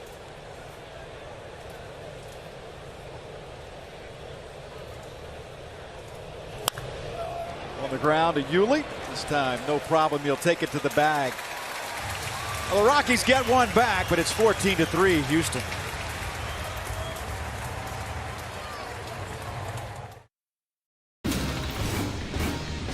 Looking for hit number 1 from Franchi Cordero. He struck him out. The Dodgers have thrown a combined no-hitter. And on the 13th and final strikeout of the game. And the pitch on the way. Bodie drives one in the air. Deep center field. Back goes Taylor. It's got a chance. It's a grand slam. A grand slam for David Bodie. And the Cubs have won the ball game.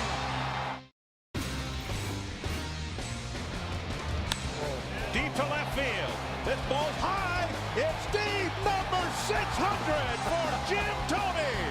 Welcome to the 600 Club. Very nice, Jim Thome. Well, that is 50 Cent. Curtis Jackson. And his first pitch was not great. Just a bit outside. That was Curtis Jackson. I don't even like when he comes around. I don't even want him around here. 50 Cent is the best. Yelich knocks one to the gap in right center. This could be the one. He's going to be held to a double. He's trying for 3. He's going to do it. Get down. He's in there. Seattle Mariners, Felix Hernandez, the 2-2. He got him! It's finally happened! A perfect game by a Seattle Mariner! It was Results of our Chevy Stroh poll. Well, the run is over. History made. Nolan Ryan finally goes down to defeat. Mike Scott, 30%. Wins it in a close Stroh poll, as Scotty's no-no to clinch the division title back in 1986. If you had a chance to go back and attend one of those games, that's the one that fans want to see. We want to thank you for voting. Ledmus Diaz, who's now playing second base for the Astros, sends that one high to center field, and that is what you do. First pitch swinging in a 14-3 game. Speed up rules.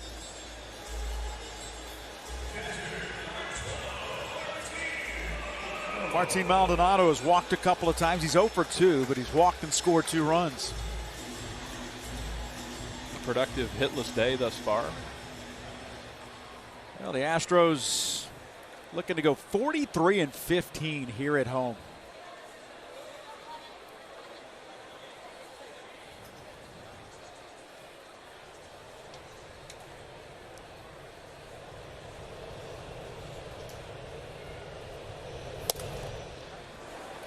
Began play today with a 9-game lead on the Oakland Athletics in the American League West, after winning 15 of their last 18. You remember out of the All-Star break, it got down to, I think it was at 1.4½ games.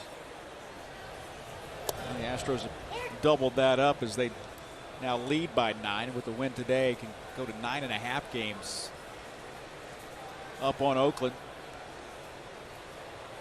Now the A's have already lost, I beg your pardon, the A's have already lost earlier today. So a chance to go 10 games up on the Oakland A's.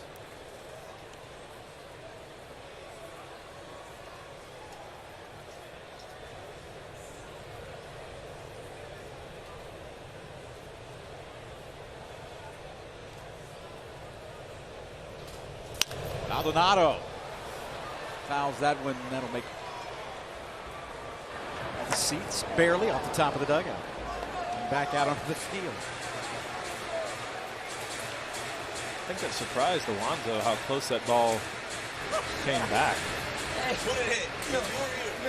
Looked like it was going to be about 4 rows deep, and it almost hit somebody on the head in the Astro dugout. The Astros, who lead 14-3, hold on and win this one today. They will be 13-3 against the Colorado Rockies since moving to the American League.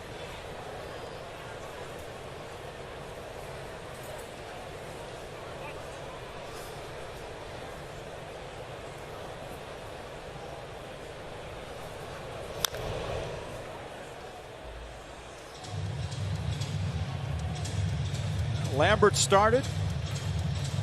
Jesus Tinoco came in, and now the left-hander Sam Howard working here in the 8th inning for the Colorado Rockies.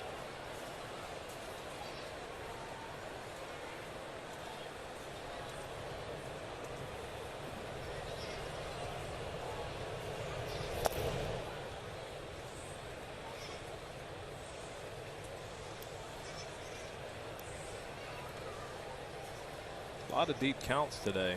A lot of 3-ball counts.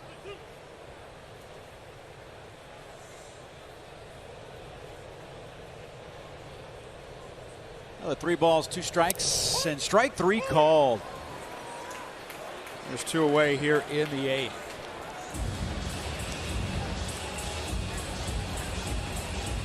And lots of called thirds on fastballs, I feel like. There's a lot of guys that I think have been caught guessing, looking for off speed, and been surprised by fastballs. So Marisnik bats here with 2 outs in the bottom of the 8th inning. I was talking with bullpen catcher Javier Bracamonte yesterday, and he was telling me this story about Bud Black.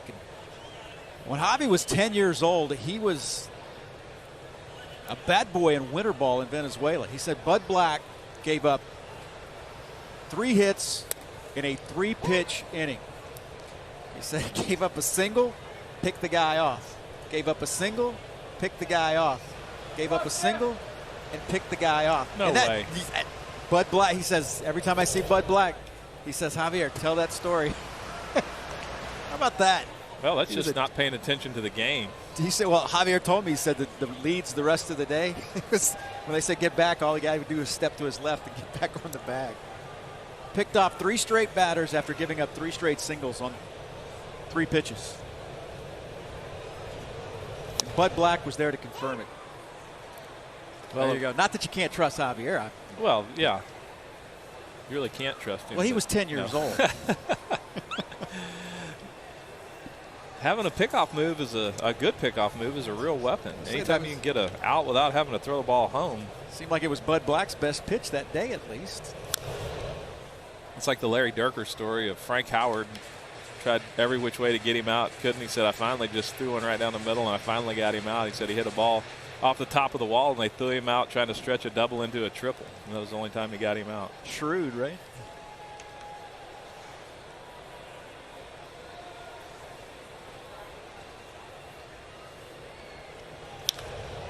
Marisnik high in the air, and Blackman coming in. He'll make the catch, and we will go to the 9th inning with the Astros leading big here at Minute Maid Park.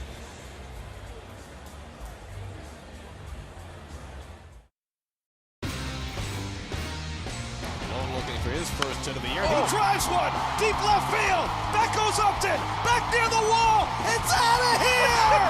Bartolo has done it. The impossible has happened. Rivera sets and deals. Strike 3, ball game over. Yankees win. The greatest closer in history now has the most saves in history. Robinson Cano in his Mets debut. Sox one out to center. Back goes Robles into the gap to the warning track at the wall, and it's out of here. Robinson Cano goes deep in his first at bat as a New York Met. Out on the run is Liriano, and he makes the catch. An amazing catch. Sails the throw back to first base, and this is in time on the fly from Ramon Liriano. Ichiro to right and deep. Back goes Parra, and it's off the wall. 3,000 is in right field, and Ichiro is racing for third. And he's done it. Now a 3-1 for Acuna.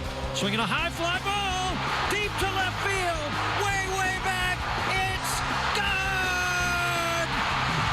Astros baseball on AT&T Sportsnet is presented by Toyota. Let's go places. And by Jack in the Box. Try Jack's $4.99 bacon double cheeseburger combo. Only at participating Jack in the Box restaurants. 9th inning baseball here at Minute Maid Park. And for the second straight day, Colin McHugh comes in to pitch the 9th inning. Worked yesterday. Gave up a couple of walks in that 9th inning. Got the job done. 3 and 5 as he makes his 27th appearance of the season. 19th out of the bullpen. This is Jonathan Daza here to lead off in the 9th inning. Daza singled in the 7th and a pinch hit roll for Nolan Arenado. And he also has a extensive array of rituals that he performs on his way to the batter's box, and a lot of taps and gestures and signals. So I guess if it works. Yep. Fly ball to right field. Michael Brantley is over. There's one away in the 9th. Stay tuned for the Astros postgame show presented by Whataburger. The offense to talk about today with Bart Innes and Mike Stanton. Yuli Gurriel, an RBI machine as he puts up 8 runs batted in, tying the franchise record. And another double-digit strikeout game for Garrett Cole. Preview that big road trip coming up as the Astros get set to head to Oriole Park at Camden Yards to open a series over the weekend. It's all coming up. Stick around. Post-game show. Open just moments away. Ryan McCann. McMahon 0 for 3. That's a ball and a strike.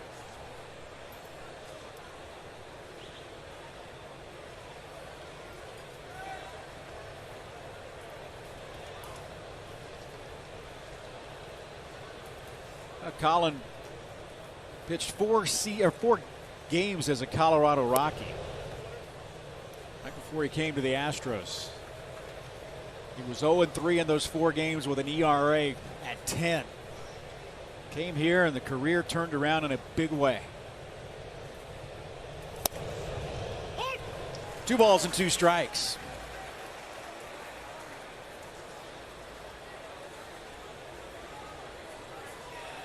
Astros looking for their 75th win in this game number 115 of the season.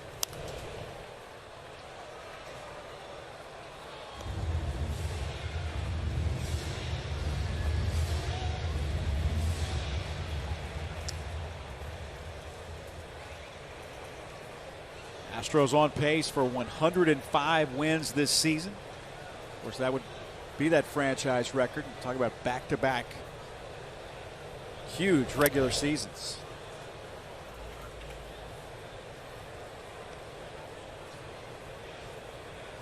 On pace for triple digits as well. It'd be the 3rd consecutive season that they'd become the first team to do so if they can since the 2002, 2003, 2004 Yankees. McMahon, right side, Aledmys Diaz will throw him out. There's 2 away in the 9th inning. It's been a lot of fun working with you, Lance Burton. Well, I've had a blast doing it. Thanks, Kevin. Keeping me straight. I think we righting my wrongs. Well, I think we've each helped the other out in that regard. I know that guy. Yeah.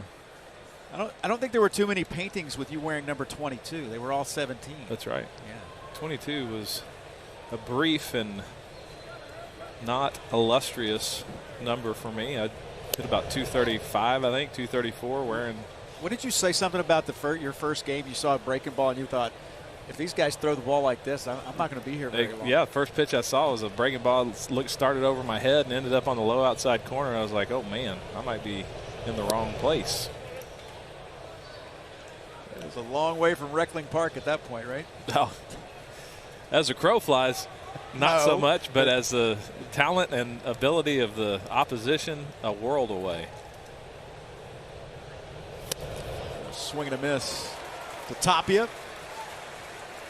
Astros leading 14-3. Looking to sweep a 5-game homestand.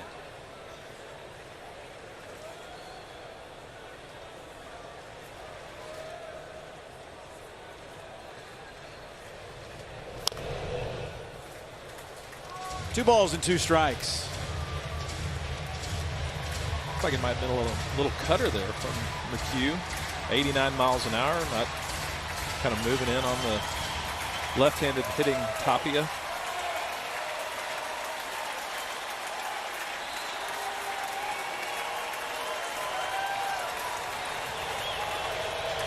Swing and a miss. He struck him out. The Astros go undefeated on this homestand, pick up their 75th win of the season, and do it today in a big way. The final score, the Astros win it 14-3. We'll come back and wrap things up in just a moment.